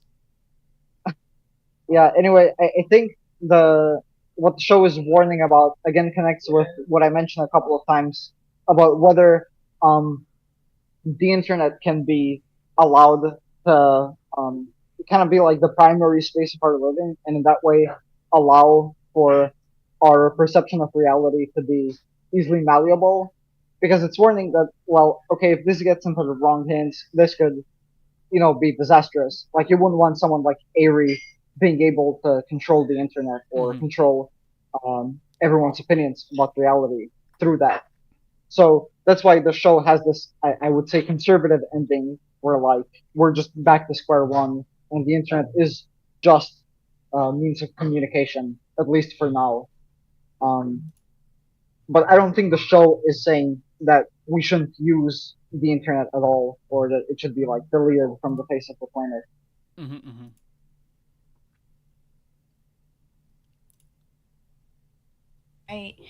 I think this ending in particular, to this show, the fact that they end with, yes, she is a god and yes, she needs to leave, is like, it is that way, I think, because, like, the reason that Lain needed to leave is because she is, like, metaphysically, conceptually a goddess, and she is incredibly powerful, right? But she's also a baby. Like, she's a middle school girl, and even when she, like, reaches, like, the level of, like, I understand that I am a goddess who can do anything, she is still a middle school girl who cares about middle school girl things. And, like, I think in that way, it's like, it's almost this statement of, like, hey, we collectively, like, as a group think, and also, generally speaking, the concept of the internet, like, both us and also the concept of the internet, the space that we inhabit. Both of these things are really raw and really powerful, but also really, like, difficult to contend with in the same way that, like, everything for being a person is difficult to contend with. And when you introduce the level of nonsense that's going on with Lain, like, we all just kind of need to take steps back and remember that everything is connected. And we also need to remember that you can disconnect at any time. You can just do that. Please do that. But I feel like that kind of contradicts even the message she had in episode 2, which is that these connections are unavoidable. Like you can't really run away from it. I think that becomes even more true as people's livelihoods are kind of hinge hinge on the internet. So, I mean, very I poignant suppose, but like considering we have a YouTuber here. I will say the final shot of the show, Lain is like having an existential crisis because she's erased herself from everyone's memories, and she's like, if no one remembers me, then I never existed in the first place. So how am I here? It's not I think therefore I am. It's I was therefore I will be, but I never was anymore. So will I ever be? And Yeah, and that's it's a like very interesting way of putting that, because I know that I had issues with the whole like nobody remembers therefore it didn't happen. It's like other people thought therefore it was. That's it's not sort of right. like yeah, Alice remembers, like Alice goes to invite Lain to the thing, and then she's like, wait, what? And like she pauses, she stares at her phone, and then she smiles. She's like, oh no, it's fine. I don't remember it, therefore it doesn't matter. It didn't happen. And it's almost as if like the emotions that she has about Lain are incredibly complex and difficult for her to parse, but she still went to invite her. But then when she realized she doesn't remember why she's doing this, suddenly she's like, oh, I don't have to worry about that anymore. And it's this like, and it's exactly what Lain wanted. But then years later, when Alice is an adult and Lain is still, Lain like appears to her because Lain can be anywhere, any when, anytime, and like however she wants. And Alice sees her again. They're both like more prepared to like meet each other and just interact in like a pleasant way. And then the last shot of the entire show is Lain on that overpass, but there's no one and nothing. Like there's no one and nothing around her, even though like just earlier there were people and there were cars. But then the last shot is, yeah, I have all the time in the world. I can do anything I want. I can be anywhere I want. And right now I'm here. And like there's nothing going on. So it's like this like sort of like it's this sort of like it actually takes like kind of a weird moderate stance almost where it's like Lain has to learn how to be careful about things, which is something that she was never told by anyone but her dad. She was either told don't do it or do it the most, and her dad is like, so Lain. You know? Do it a little. Yeah. All right. So we have 20 minutes left. Final thoughts on Serial Experiments Lain? Tenek? Absolute masterpiece. I think it's brilliantly put together. Even if, admittedly, it's like a very high commitment show. Like you have to be paying full attention all the time, maybe even watching it multiple times. But I think doing so is very rewarding. But even then, I mean, I think the thing we all agree on is that the vibes of the show are great. So even if you were to come in with a, you know, completely turn your brain off mentality, I think you could enjoy it for just the visual and the, I guess, audio presentation of it. Oh, That's something yeah. that I think is very unique to it. For sure. So yeah, I I've would never suggest that. encountered a show. Yeah, I just wanted to say I would suggest it to everyone, at least to like give it a shot. Oh, yeah. Of course, it's not for everyone. I don't think For I have the ever encountered a show like Serial Experiments Lain. Like there are tiny sections of it that make me go, "Oh, I think that inspired this other thing," or "Oh, that is indicative of this thing that was happening at the time that Serial Experiments Lain was being made." Right?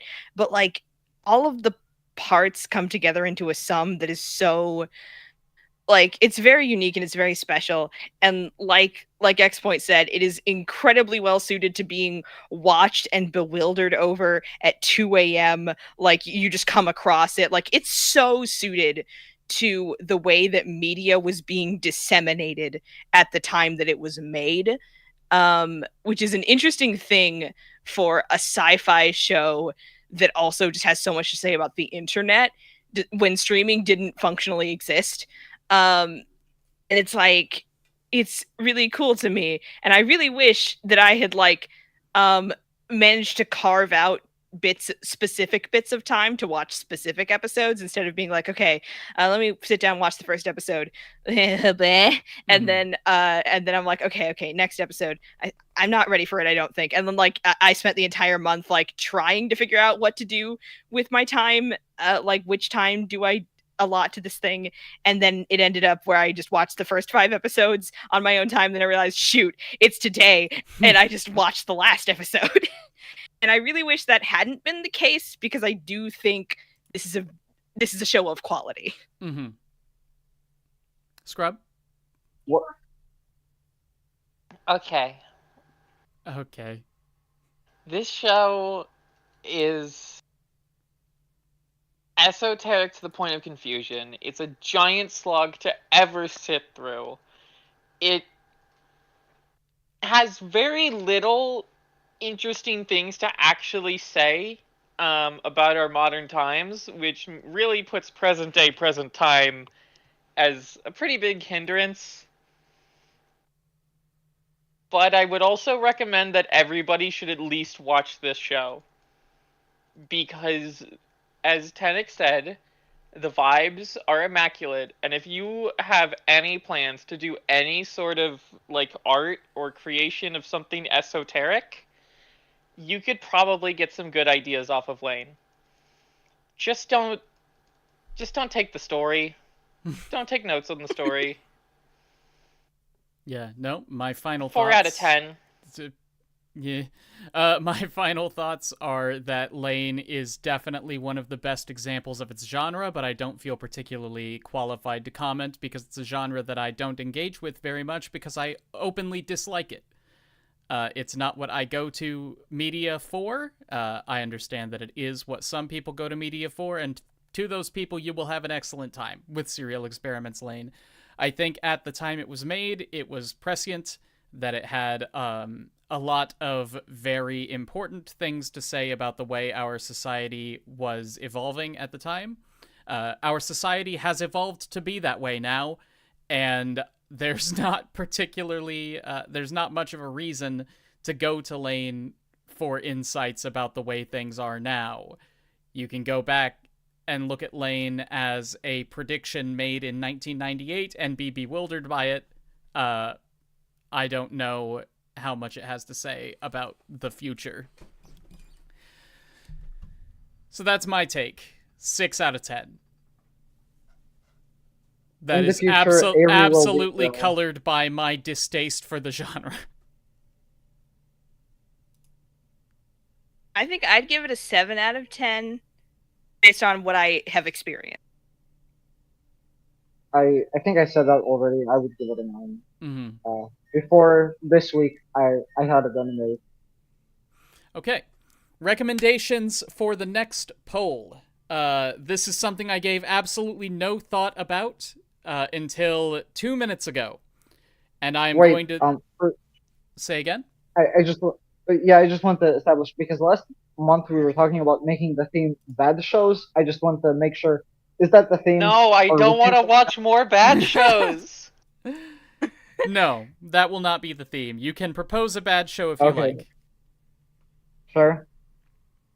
Then go ahead. Magical Girl Lyrical Nanoha. First thing that I saw when I was going through my plan to watch list that had 12 episodes. Oh, that's fun.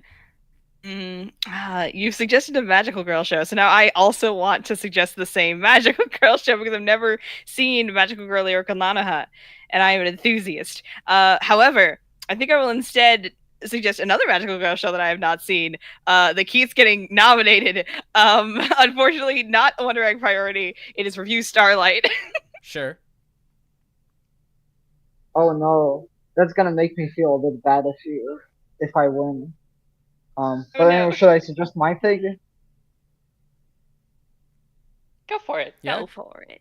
I'm gonna nominate Eromanga Sensei. Okay. Oh my god. That would absolutely be a topic of discussion. I just want to watch the world burn. Look, I don't know if I would join Digi... in on that anime discussion if that wins. We talked about Digi earlier in the day, and I did watch the entire series that they made, talking about every episode of Eromanga Sensei in depth.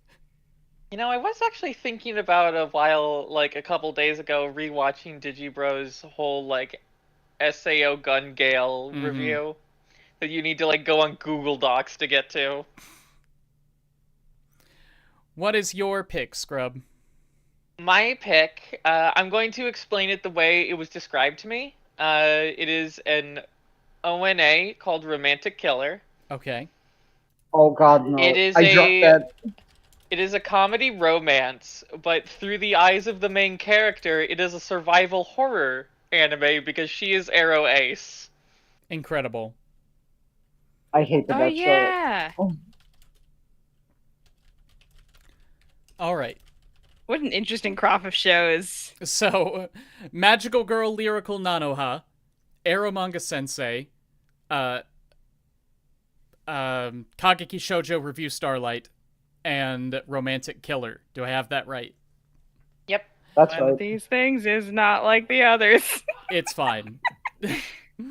All right, everyone. Thank you so much for coming to listen to us talk about Serial Experiments Lain. If you would like to get in on these Discord calls yourself and join our monthly anime club, you can go to patreon.com/explanationpoint, link in the description, to find out how.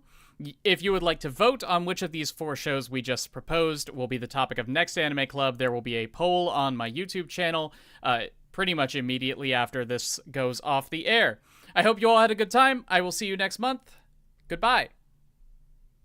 Bye-bye. Ruby, I'll miss you. Bye. Bye.